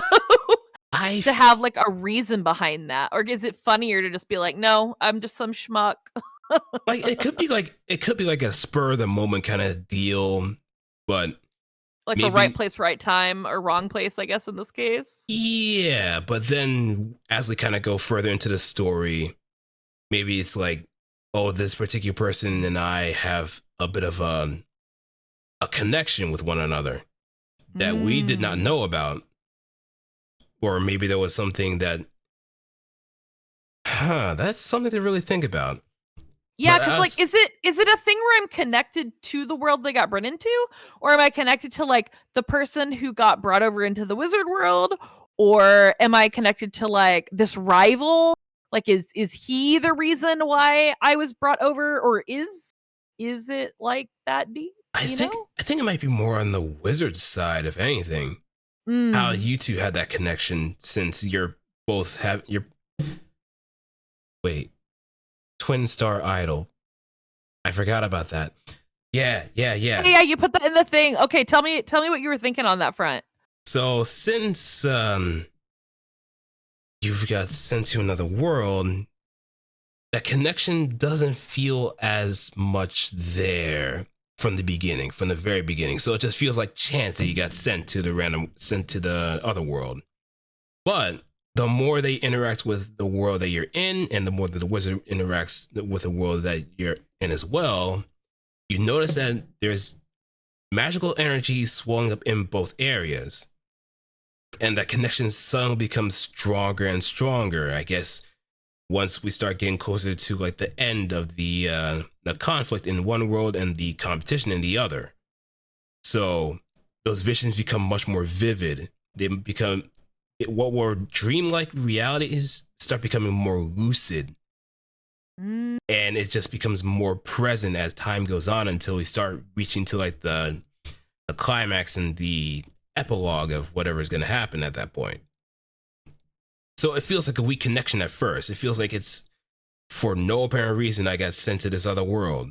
But after a while, it's, now I know my reason why I'm here. It's got to be like, okay. So if my wish is to like stop the negative power in the other world that I came from, then that connection is basically like, I'm like the extra like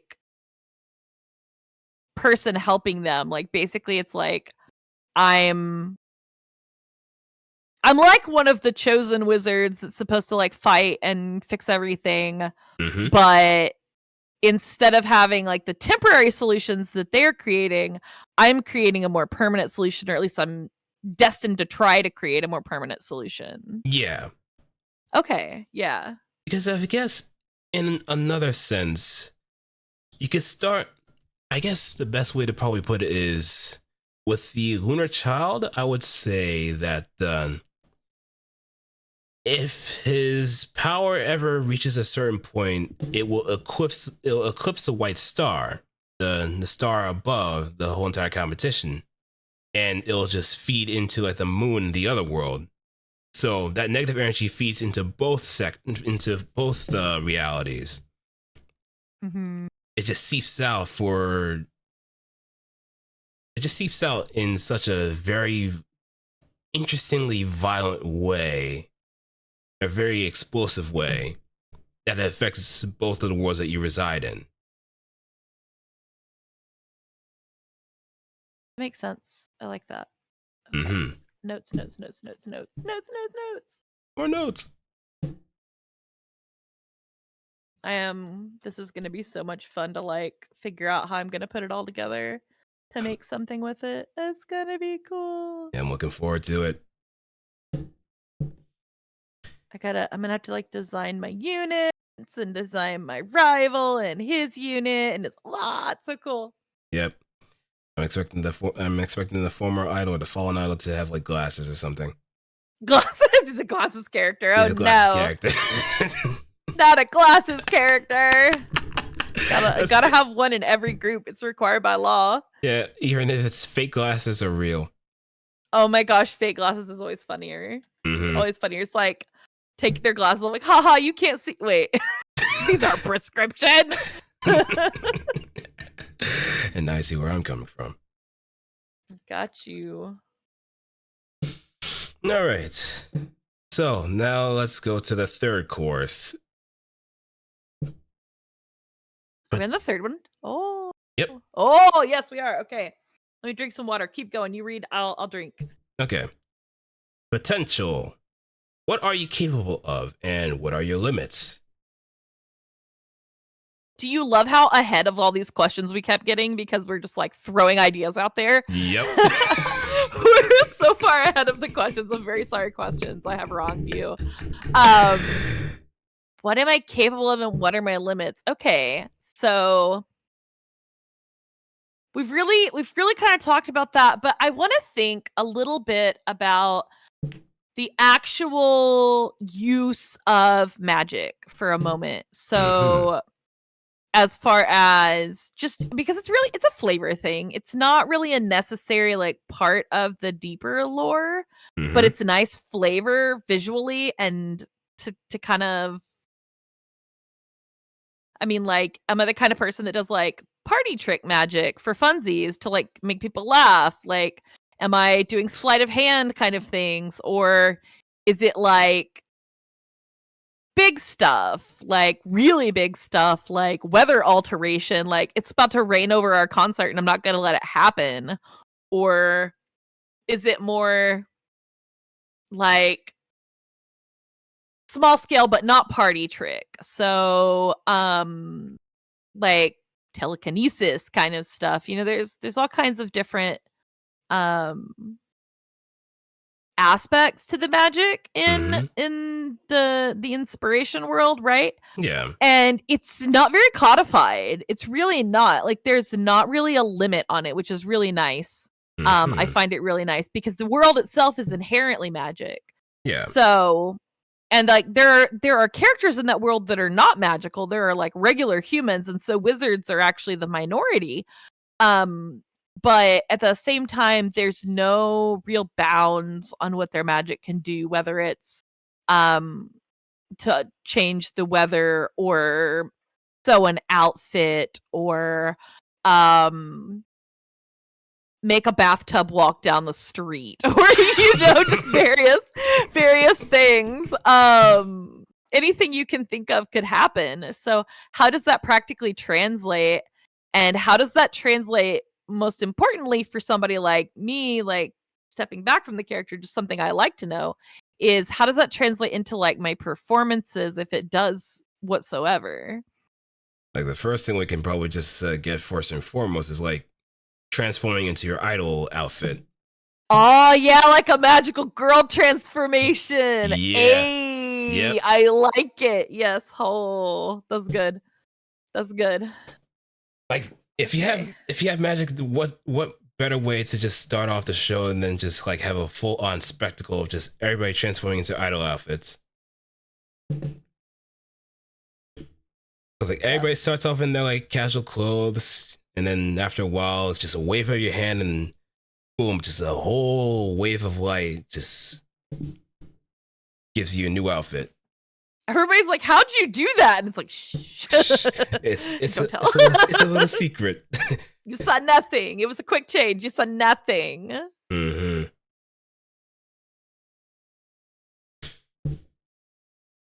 As far as like Okay. other stuff goes, There's a little bit of inspiration in my heart from there's a unit in Ensemble Stars called Switch.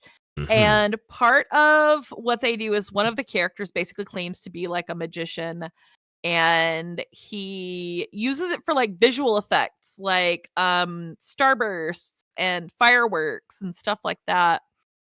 Is that kind of a thing, or is it more centered on the people? Like, my unit mates, like making them sparkly, making them shiny, amplifying their voices, Yeah, adding. Is it like a thing where I get to like make it sound like there's effects on their voices while they're singing, and we don't actually have somebody with like a mixer? Like what am I yeah, doing? yeah. I think I guess that could probably work too. That could actually work pretty well. Mm-hmm. And it's like if there's one of those moments where the equipment starts malfunctioning, you could use your magic Nord to kind of back them up on that. Oh, that's smart. Mm-hmm. I like that.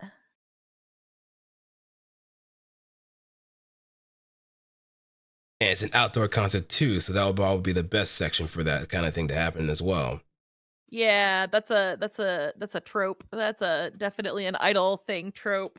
Mm-hmm.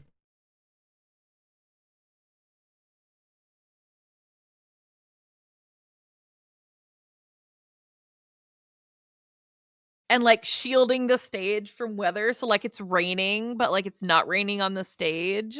Mm-hmm. Or if even if it does kind of rain, it's just perhaps it's just like slowed down for that little cinematic effect. Okay. One or the other, really. Either or both. Maybe not like at the same time, because I Yeah, don't want to use it all up. yeah. But those are good. Okay. Mm-hmm. Um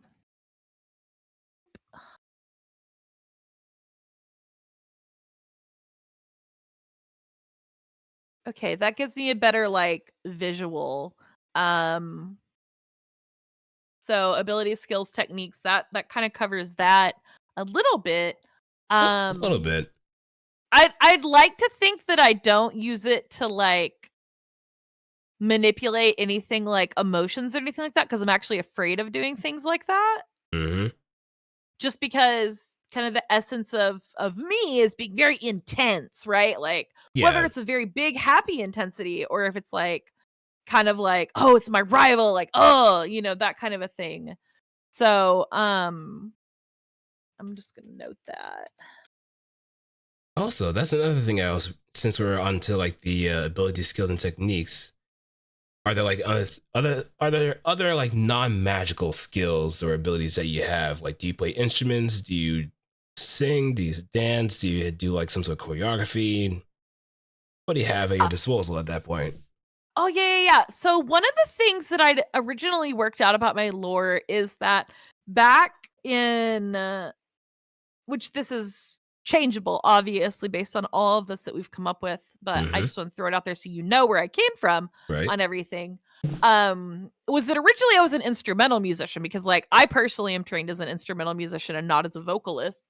Um, but I just really like singing, so singing is a little more accessible than instrumental music Mm-hmm. as far as like in this world, right? It's Right. a little easier just pick up and start singing a song and just like get your instrument out, tune it, play it. Um, but so that was one thing that I'd originally come up with. I don't know that it translates that well now.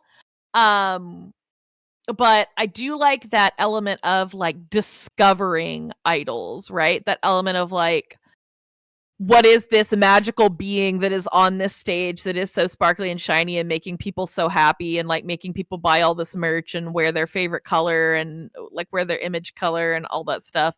You know, like that is so different from how people treat musicians where I come from. And so to me, it is its own kind of a magic. That's Right. one of the concepts that I've kind of really liked about the way I have everything set up initially. So does that fit still? Because Yeah. I think it would be cool to also have the instrumental, like, classical musician kind of a thing going on. Yeah, that And that would works. lean into the fact that I wanna do, like, music streams in the future too. Yeah, that works pretty well, in fact. Okay, let me make more notes, make more notes. Okay, so I'll keep that then. So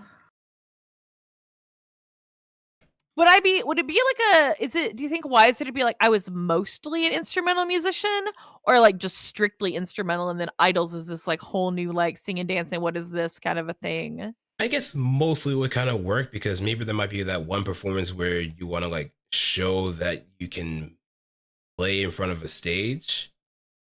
Oh yeah. So, is it wait? What instrument do you play exactly? Is it guitar or? Like actually play like what I actually play? Yeah. I play clarinet, Oh. which sounds boring, but it's badass. It's so cool. I love clarinet. It's a cool instrument. It's very cool. I've played it since I was I don't want to talk about it actually. No, Right, that's right, a long right. time. Yep. Long time. I've played it since I was in 6th grade. Mm. And I'm old. But I still love it. I still love it. It's very cool. Maybe just one of those. Maybe just one of those performances. You just open up with a clarinet solo. Right?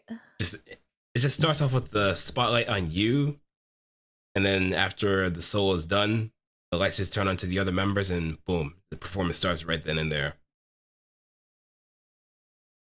What if like my unit mates are like, wait, you used to do what? And then they're like, no, you have to like do that here too because it's something that you love. So like they kind of convinced me to like work that in and branch out. Yep. And not just be like an idol. Okay, okay. Because an idol could be good at so many different other skills too that could just come as a lots of idols play instruments. Or do other stuff like acting or yeah, just various things. different hats. Yeah. Okay, that's good to know. That's good. What else do we need to think of in that area? So you've thought of like practical skills. Oh, like to talk about dancing and stuff like that. I like to think that I just ended up being good at dancing to begin with, but I didn't know I was like that good at dancing because I never did it in like a performance capacity back in my world, you know? So it's just more muscle memory. Yeah. Either muscle memory or talent.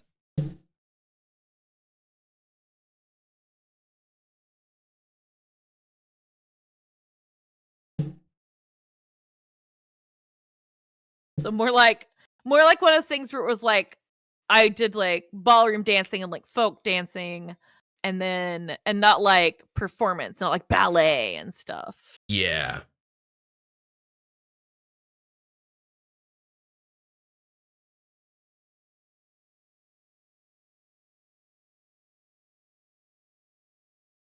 Okay, that's a good distinction. I like that. What other kind of like idol skills? Notoriously bad at acting would be really funny because I like refuse to do voices when I'm reading stories because I am too embarrassed to do it. I can't like get outside of my own head when I'm like trying to do voices. So So I think it'd be really funny if they were like, "Oh, you should try acting." Like my agency that we eventually get into is like, "Oh, you should try acting," and then I try, and they're like, "Oh, you should never do that again." Actually, it's like for a small scene of a movie, and it's just yeah, it's like one line, and they're all like, "Never mind." yeah. Or better yet, probably a commercial. Oh gosh, yeah, like you got 30 seconds. What is that one that they recently did that was like the wrestler or whatever that was doing the soap, like the bath soap, like the shower body wash commercial? Terry And like Crews. he says nothing through the whole like no, it was some Japanese commercial and he says like nothing on screen through the whole thing until the end and it's just voiceover most of the time.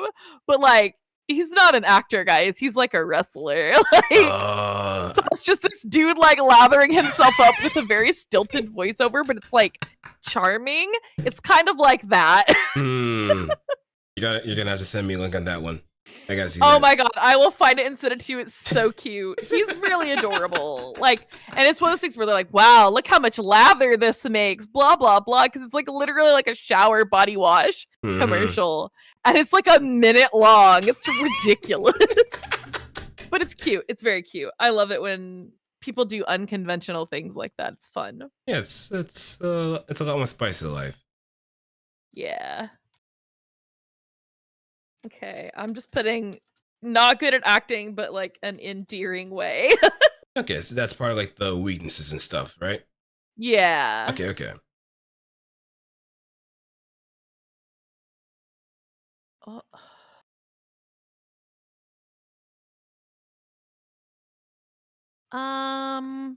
Oh, good MC skills because I always leads the MC segments. Yeah, can't forget that. Because I love MCing, so I'm gonna just throw that in there. Just basically like a natural talker. Gotta put that in there. That works for me.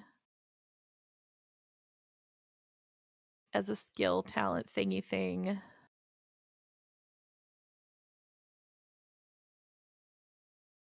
Yeah. What else? Go back to the questions.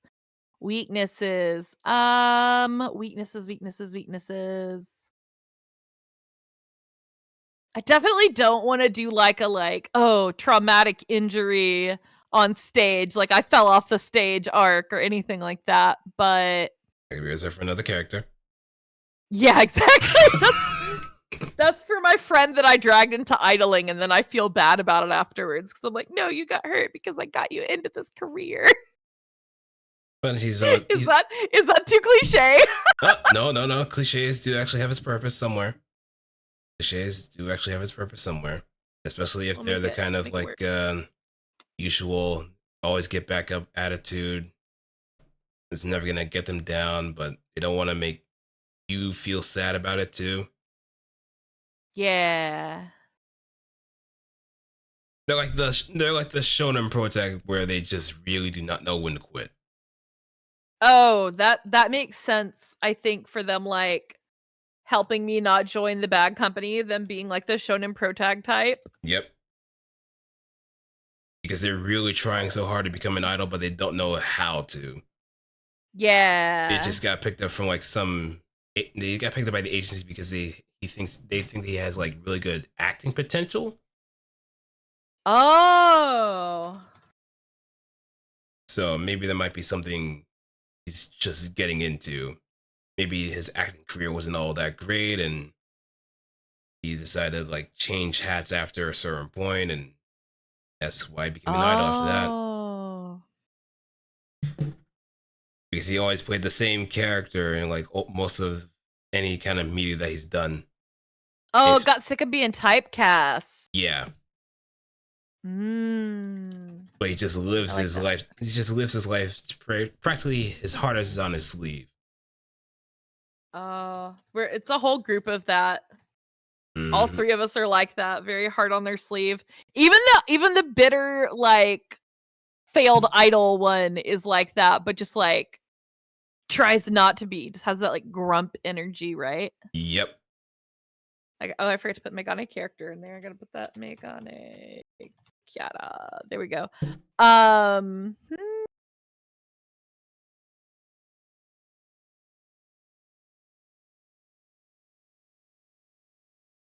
Oh, so like the lovable grump type on the third member. Oh my god, I love that for me. Okay. Oh my gosh, I'm gonna have to like name them. Yep. Oh, we should all have star names.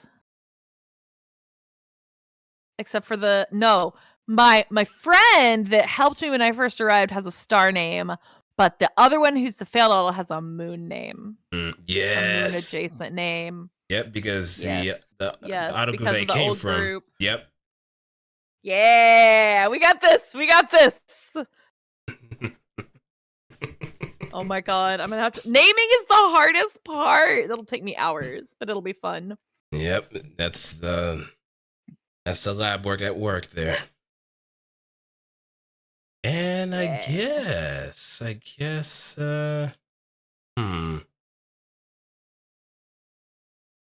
perhaps the failed auto will probably be like an inverted moon too.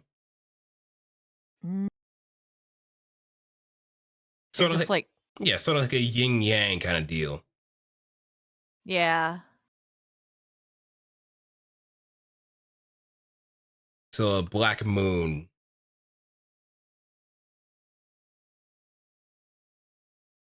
Or a new moon, if anything. Or something. Oh, that might work out. Is it bad that I was like, what was the name of Pluto's moon again? Because I think that's funny. I forgot.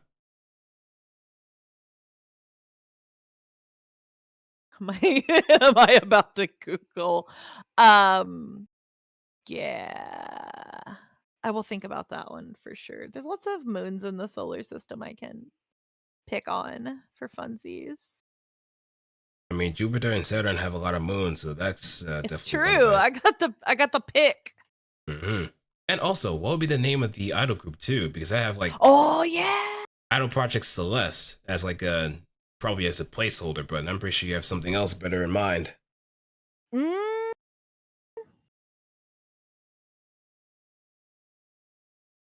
Not necessarily, but like, what if that has something to do more with the name of the contest? That's another way. Yeah, that's another way to think about it. Chiron. Oops. Oh, Chiron. That's okay. Cool. Whoa. Thank you, Deimos. Deimos. Another moon.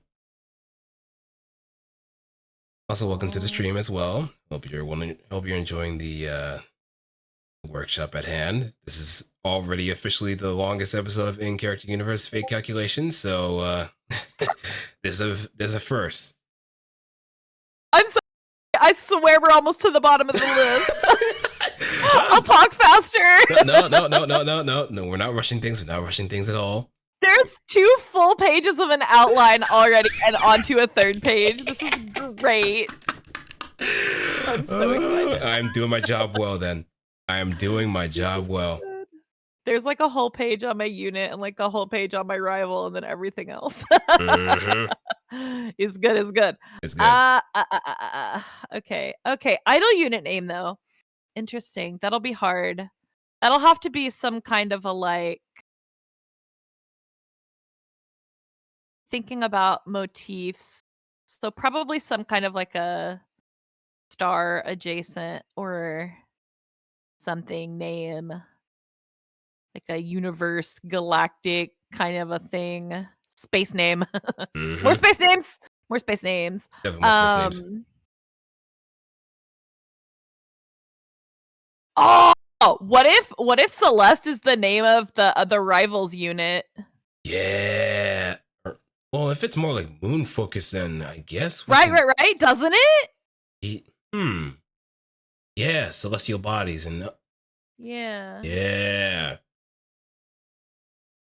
Yeah, I can see it. Yeah. Okay. That's my rival right there. We got one name down. Now we gotta figure out my unit. Oh no. Oh no. That's gonna take a lot of research, probably. Mm-hmm. Unless we just like suddenly hit inspiration while we're discussing things. We can come back to that. Yeah, we could definitely come back to that. We can come back to that.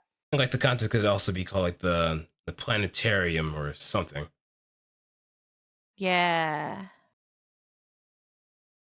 Yeah, let's come back to that. Okay. What's the next question? Yeah, what is something? Sorry, What is something holding you back? Do you have a limiter put in place?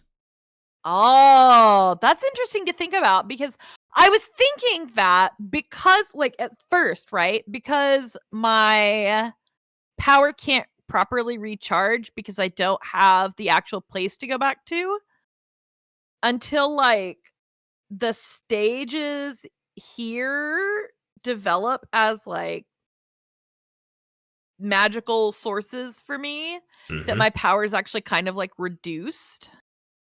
Mm-hmm. Or I can't access it as easily, or, like, I run out easily or get tired easily. Yep. That's what I was thinking. Yes. Like you don't have access to that battery that gives you that power. So essentially, you're basically running on fumes. Yeah. Hmm. That's a thought. I feel like that is just kind of a given. Um Yeah, I like that. I do like that a little bit. I'm gonna see if I can think about it.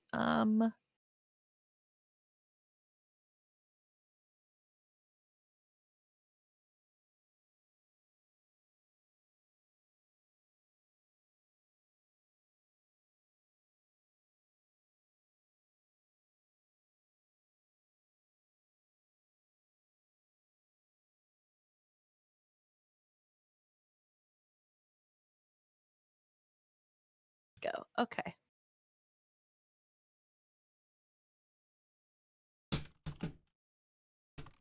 Um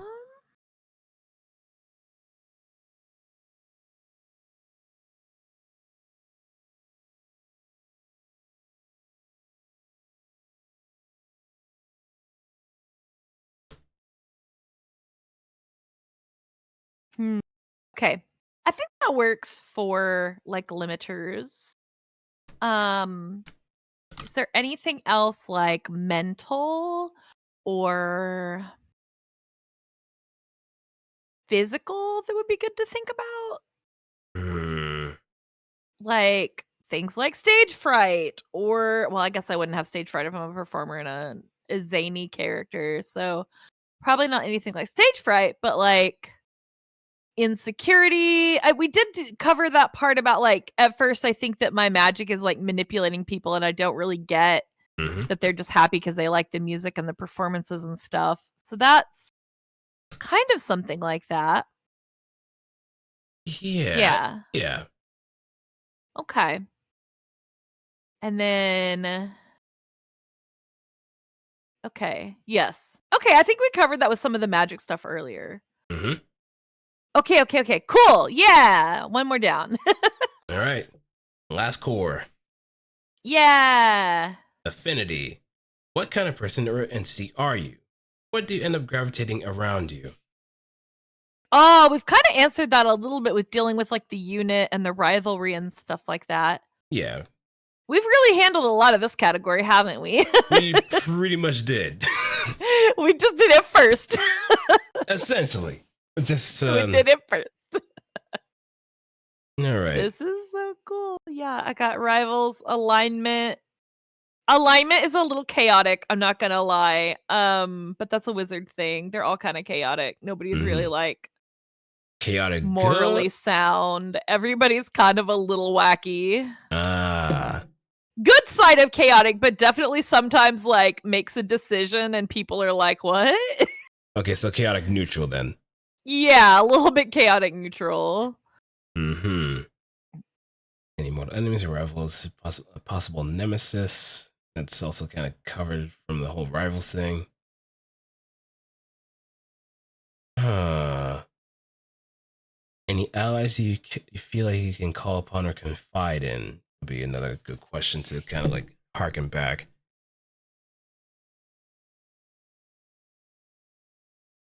How do you feel like having like comedic characters? Good. I feel like I am the comedic character a little bit. Like someone who can. But then I gotta be the pro tag. But then my unit mate is the shonen pro tag, so it's like, But what if you had like that one super fan that just brings all the glow oh my sticks god, and just does like Wotage's the too? like one between every finger and like comes to every concert. Yes, for real. Gotta have the super fan. I love that. Yeah, gotta have the super fan that. How they play into it, I would not know. I feel like that's like wild card situation.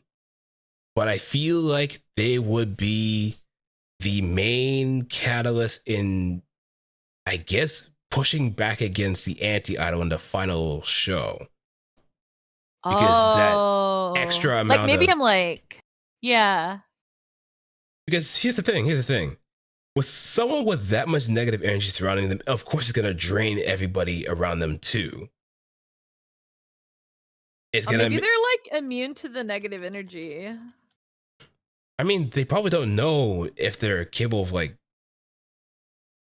I don't know if they're even aware that they're even spewing that much, but so much of it is happening all at once that it's almost exhausting just trying to like stand toe to toe against them. Yeah.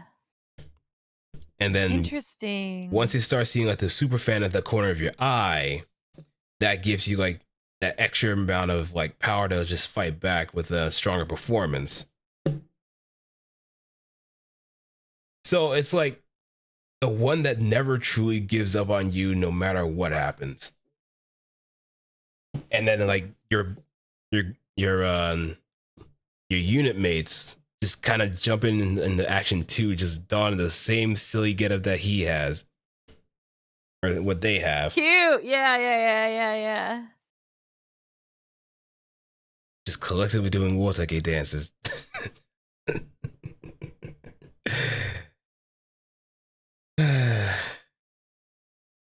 Yeah, we got like the whole showdown figured out. Can't win yet, but we have it planned out anyway. Yep. What else? Do we need to? Is there a mascot character? I should make my cats mascot characters. Yeah, I guess something. We got office cats. Mm-hmm. Oh my god, I'm doing it. But somehow the office cats. They're like bodega cats, but because it's a tiny little office. Mm-hmm. So they just like sit on the file cabinets and stuff. Yep. Do people even have filing cabinets anymore? Is that even a thing anymore? Oh god, I'm so old. I'm pretty sure there's people that still use file cabinets. Like paper?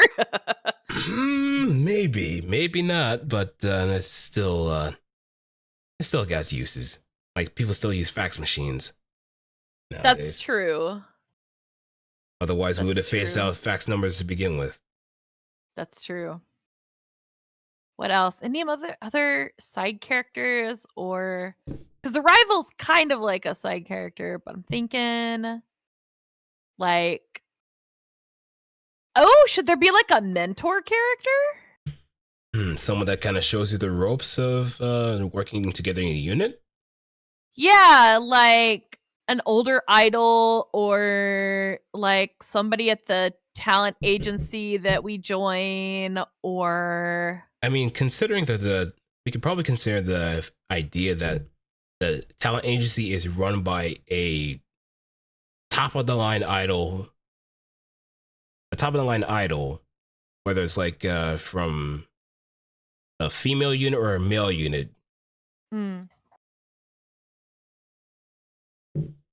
It could kind of go both ways, or however you kind of want to play at it too. But someone that has definitely been so seasoned that they know like the state of affairs, like it's it's on the back of their hand. Okay, I like that. I like that. So it could be like a former like super duper super idol that like they still perform, but they've kind of stepped back a little bit Yeah, to they let younger people, or not even younger people, but just like newer, fresher faces yeah. succeed. And kind of like it also provide a haven for those that may have probably been burnt down, like in the entertainment industry too. Because considering we had the fallen idol that got booted from the previous unit that he was a part of, you also have the former actor who was tired of being typecasted, and somehow, I guess the last idol group that probably won the competition probably just went their separate ways, but they were such a strong unit that it made such a lasting impact on that mentor's career as an agency. So just looking to recapture that fire once more with such a scattered cast, if that makes sense. Yeah, it did raise a question for me though. With the like if I'm the only like magical person in my unit, um cuz I was thinking maybe the third member um would be like a wizard person, but I'm starting to think maybe that's not a good idea. Maybe the mentor is, and I just like nobody knows it. Yeah, I think that might be the better choice there. Yeah, instead of having another magical person in my unit. Oh, but they know I'm a wizard eventually. Mm-hmm. I'm gonna note that. They just pretend not to know to see how far you can go without that reliance on magic.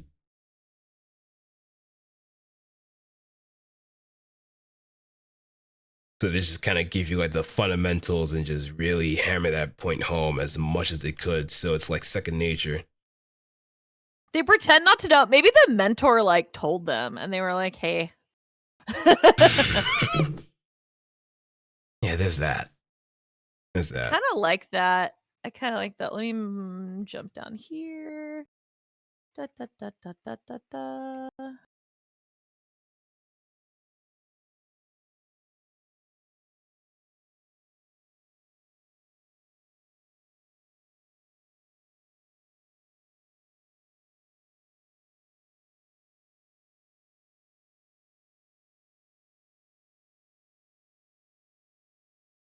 Sorry, I keep going quiet while I'm taking That's no. extensive That's, flipping notes. there's no worries. It's, if anything, it's for the best that you're always taking good notes.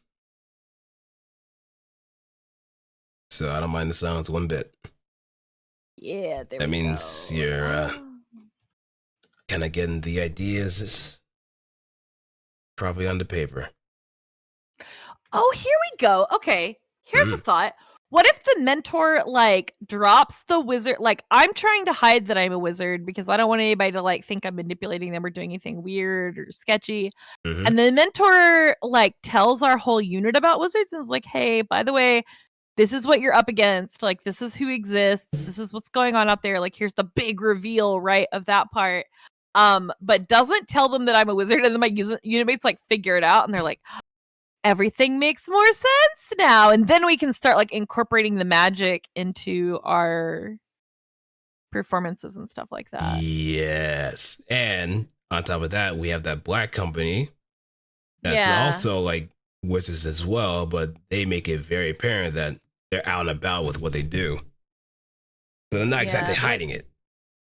Yeah, they're not hiding it, but also people don't believe in it, right? Like people don't believe that magic is real. Mm-hmm. So, okay.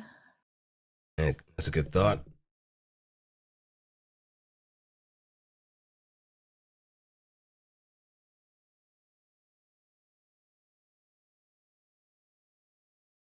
Now I'm trying to get like a mental image of what this mentor will look like. Would they be such a rough and gruff individual, or would they be more like mature, or They'd have my kind of idol to really be a mentor to the group.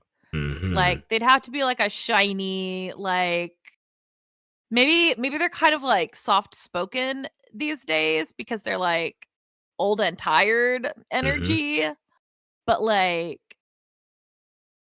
they have, like, their stage persona is much brighter and more, like, loud, and they're one of those people that, like, everybody thinks they're an extrovert, but they're actually an introvert. Hmm. I like that. Yeah. Like they were so extroverted at first when they were like early into their idol career, but after a while dealing with so many people, they just kind of shrink themselves. So they Yeah. just kind of hide away just a little bit so they're in their like comfort zone, but not too much where they just like disappear like in front of somebody.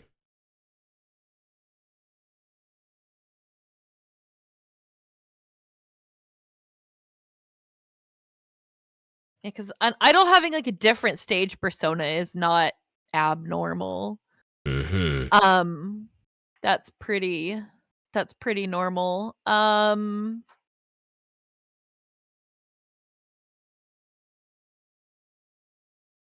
Hmm.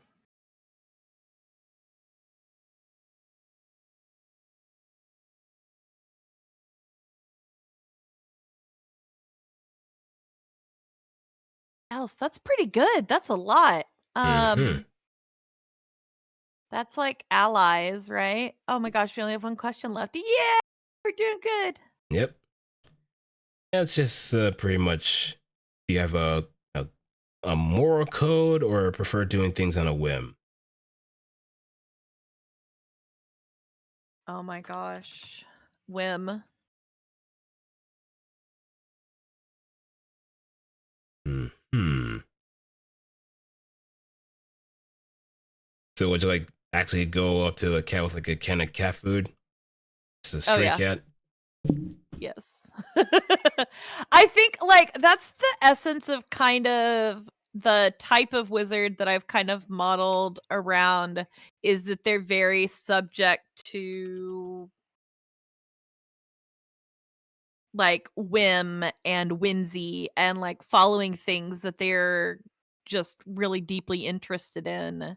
So it's like if I get fixated on something, I just go for it, right? Right. That kind of a thing. I see. I see. Hmm. That's kinda how I view it because that also makes the, like, "I just got here and I've now decided to become an idol" kind of work. Hmm. Yeah. Hmm.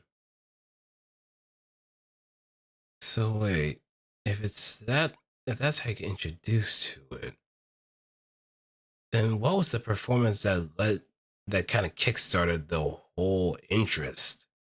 That would be the main question there. Oh. If it's all started on a whim, there has to be some sort of catalyst that leads to it.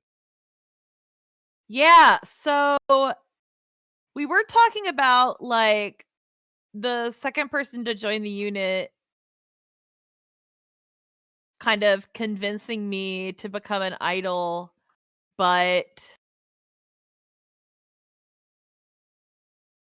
so maybe they, like, took me to a concert or something? Yeah, that might be it too. Hmm.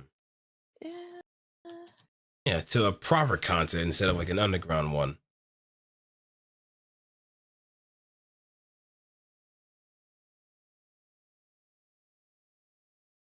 Like, one of those, like, big end of the year concerts or something that has all different kinds of musicians and stuff like that. Hmm.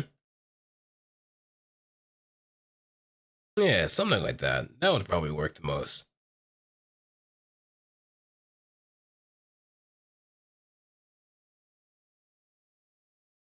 So, like, I went and saw the idols and all I saw all the different music groups and stuff like that because they were like, "Oh, you like music? Let's go do this." I know people, so we could get, like, really good seats, and then we go and, like, I'm like, "Oh, but this group," and they're like, "Those are idols, you should be an idol." "Oh, okay." Hmm.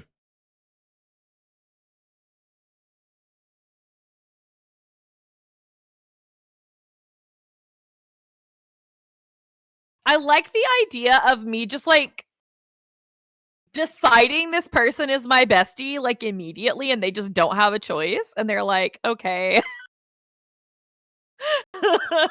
They're just like, you know what? All right, fair. Yep. I guess that's pretty much how it kind of plays out in the end.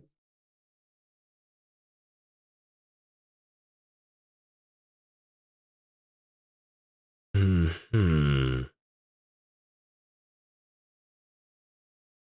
This is 3 pages of notes. This is insane. I'm so happy.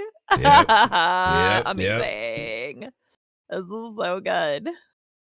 I mean, if I had any more questions, this would probably go on even longer, but I'm glad I just chose like 4 questions, right? Yeah. We've run out. Is there anything we didn't like?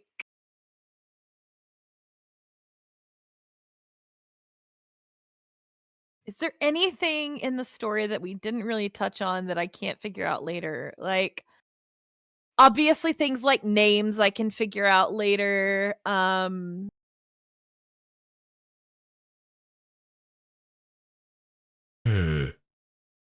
Like at that point, most of the stuff, like the naming of the the competition and the conflicts and all the other things, that could probably be just like workshopped at another time, or just something that you could probably do on your own time too. It's just to kind of like get a good idea of what kind of works.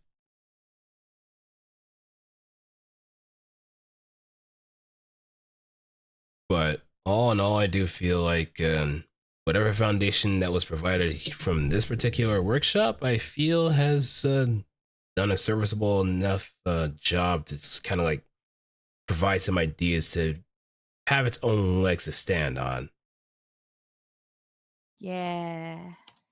This is so good. Like, this is so much good information, and I can feel like it's making me feel really inspired to work on the stuff that I need to work on for my eventual like live 2D coming out. Because I really want to do like I want to do something like spoiler alert, right? I want to do something like I want to do a cover, and I want to do something like lore adjacent, like nothing huge, right? But just something fun that like because it's for it. Like, let's be real here. I know we're all streamers and we're all like, we want people to watch us, but like, no, this is for me. This is for my satisfaction, my fun, my funsies, my creative juices going in my brain. You know? Yeah, I mean That's that's really have to really go about it. You don't want to have to kind of yeah, like kowtow to like whatever everybody else is doing. Just do whatever makes yourself happy.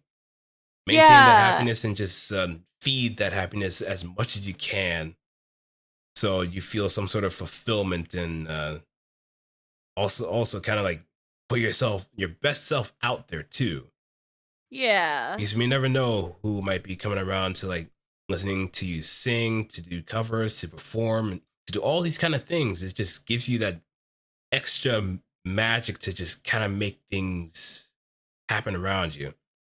yeah.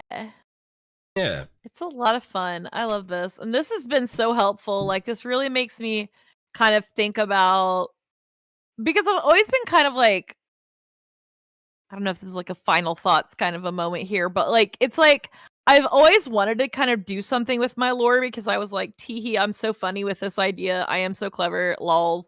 But also, like, no, it's actually kind of a good idea now. It has become kind of a good idea. It has. So I like it. It truly has. Yeah, this is a lot of fun. No, thank you for doing this. Like, thank you so much. And thanks for being like so cool behind the scenes. I will emphasize if anybody is thinking about doing this, you should. Because number one, it was a lot of fun. And number two, you're just really cool behind the scenes. You're a nice guy. I like it. Thank you. I always try to be the genuine article wherever I go. So that's For my real. rise on the terre, if you will. Yeah, I feel. I try to just be myself, even though myself is kind of big and loud and wacky, but like that's the best way to be. I don't know. I don't think I could be like somebody absolutely. else or pretend to like put on A a character. character. Nah. Yeah. I'm not that kind of streamer. I know there are some people that do that, but I don't think I could do that. It's too exhausting for me. Yeah, it's its own level of acting too. It's almost like borderline method acting to some extent, but It is a little. yeah. But you have to like have a Yeah. good idea of how like I'm pretty sure they've done some sort of lore work behind the scenes in order to kind of give themselves the means to marathon that little character acting. But even then they kind of give themselves a Yeah. moment to break to kind of get out of character a little bit. Yeah, it's like people who do like role play ASMR and stuff like that, where I'm like, oh, I could never do that. I do not have the chops, you know? Nah. But like there's if that is what works for people and like they have more mental capacity than I do. Mm-hmm. Like I'm like, I have a happy little outline that took us like almost 3 hours. Yep. But it's good. Oh my gosh, we're just a bunch of ideas in it's like a katamari. That's what it is. Yeah, exactly like Yeah. Katamari. It's just kind of like we smart with a small ball, and then the more they'll just roll things around, like Right? around us, we just pick up more interesting things along the way. And then we send into space, and then we Yeah. just figure out where that goes and see how that kind of gets its own life too. Yeah, man, I love this because it also is helping give me kind of direction on what do I want to do for like a cover? Do I need to do like a 3-person cover that ties into my lore a little bit? You know, would that be cool? That kind of a thing is also fun to think about and tie in. So, yeah. Hmm.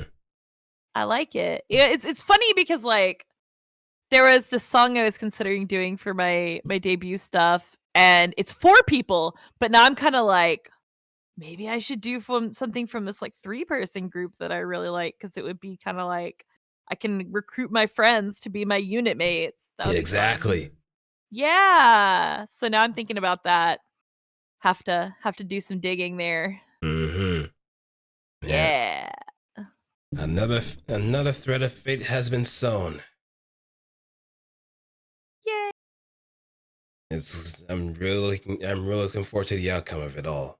So I No, do thank you really so much, for real. no problem. I do whatever I can. And thanks everybody for watching. Yeah, thanks And everybody for sticking listening to by. me screaming for like 3 hours. I mean, in fact, we was just like 2.5 hours. So It's really about 2.5. It's really about 2.5. It's true. yeah, It's true. yeah. I mean, I like before the whole stream, you were like very concerned about whether or not you're gonna be like very verbose and just kind of like going on and on. But now that we kind of like work things out, it just feels like it was worth it. Yeah, It was definitely worth it's it. really good to like throw those ideas around and um just kind of get the what if and the feedback. The feedback helps a lot. Like anybody, like I said, anybody who's considering coming on here, highly recommend it. The feedback helps a lot. It does. It really gets you thinking. Mhm. If you're an active thinker, it'll really kind of get you some good ideas. And if you're not, you're very good at supplying ideas too. So Yep. you know, it's easy to jump off of. It's very cool. Yeah, we did great, guys. We did absolutely wonderful. Yay! Well, I'll wish your viewers a wonderful night, and I'll look forward to the VOD and everything too. Okay, and do you have anything planned for like the rest of the weekend or start of the week? Do you have any streams lined up or anything special you have coming around? Maybe even events? My usual Monday stream will be back. I am feeling better. I'd been like kind of under the weather and dealing with some stuff. So I'm going to be back on my Monday stream for sure, on Stars Mondays. So if you like Ensemble Stars, or if you don't know anything about Ensemble Stars and you just would be really confused by picking up in the middle of a large main event story, come on down to on Stars Monday at 7 o'clock Central Time on Monday. Monday. And get confused. Monday. Exactly. But yeah, every Monday I stream Ensemble Stars, and then Wednesdays I do some other stuff. I have another collab coming up pretty soon too that I'll be putting up. But feel free to follow me on Twitter or whatever the heck it's called now. And no one's gonna that's call it where X. No, No one's gonna realistically, call no one's gonna call X. X. No one. No, what really gets me is like the Japanese like companies, their press releases will be like X, and then in parentheses, formerly Twitter, and it'll be on like every press release they use where they mention their Twitter account, and I'm just like, ain't nobody calling it X. Like, not a soul. Like Japan can't even do X Japan either because it's already based on an actual band too. Exactly. It's so funny. But yeah, so I'm mostly active on Twitter though. That's where I post my schedules. I post very irregularly, but I love interaction. So if you liked my lore, if you want to contribute, I'll probably put up some polls about names if I get turned around. So look forward to it, guys. And I'll see you hopefully Monday to get confused by some more Onstars while I talk about my idol boys. All right. So, I guess that will be it for the show of Fake Calculation. Hope everybody had a wonderful time with the stream and my lovely guests around as well. So, please do look forward to any further episodes. And if you're interested in participating in In-Character Universe by any capacity, whether it is the regular show, which is mostly in-character interview, or Fake Calculation, which is technically our writer's workshop for lore, then just follow me on Twitter and just reach out to me if you're available or if you're interested. All right. So that's all, folks. Thank you guys, gals and pals, for sticking around, and I'll see you next time. Peace. And good night.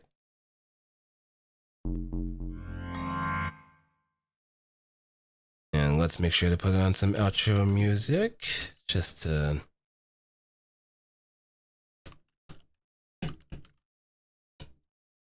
Yeah.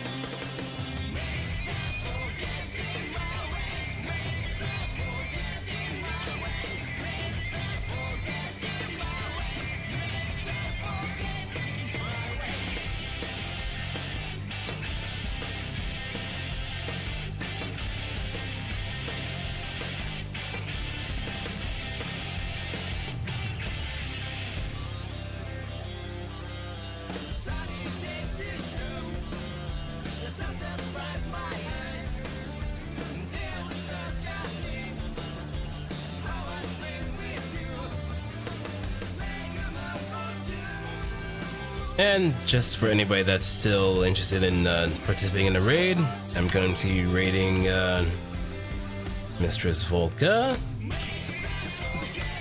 They're playing a game called Lost in Random, so if you're interested in seeing what that game's all about, then by all means, stick around. But otherwise, just remember the rules of the raid. Rule number 1, you represent me by proxy, so be on your best behavior. Anything you say or do will represent me in my community. If I find out you're a troublemaker, I'll have to deal with you personally. Rule number 2, do support the individual that I send you to respectfully and responsibly. They do not owe you anything, nor should you break the bank in order to support them in any which way you can. Clips and other stuff are appreciated. And rule number 3, and most importantly, be excellent to each other, because you may never know what someone else is going through behind the scenes. Alright? Take care.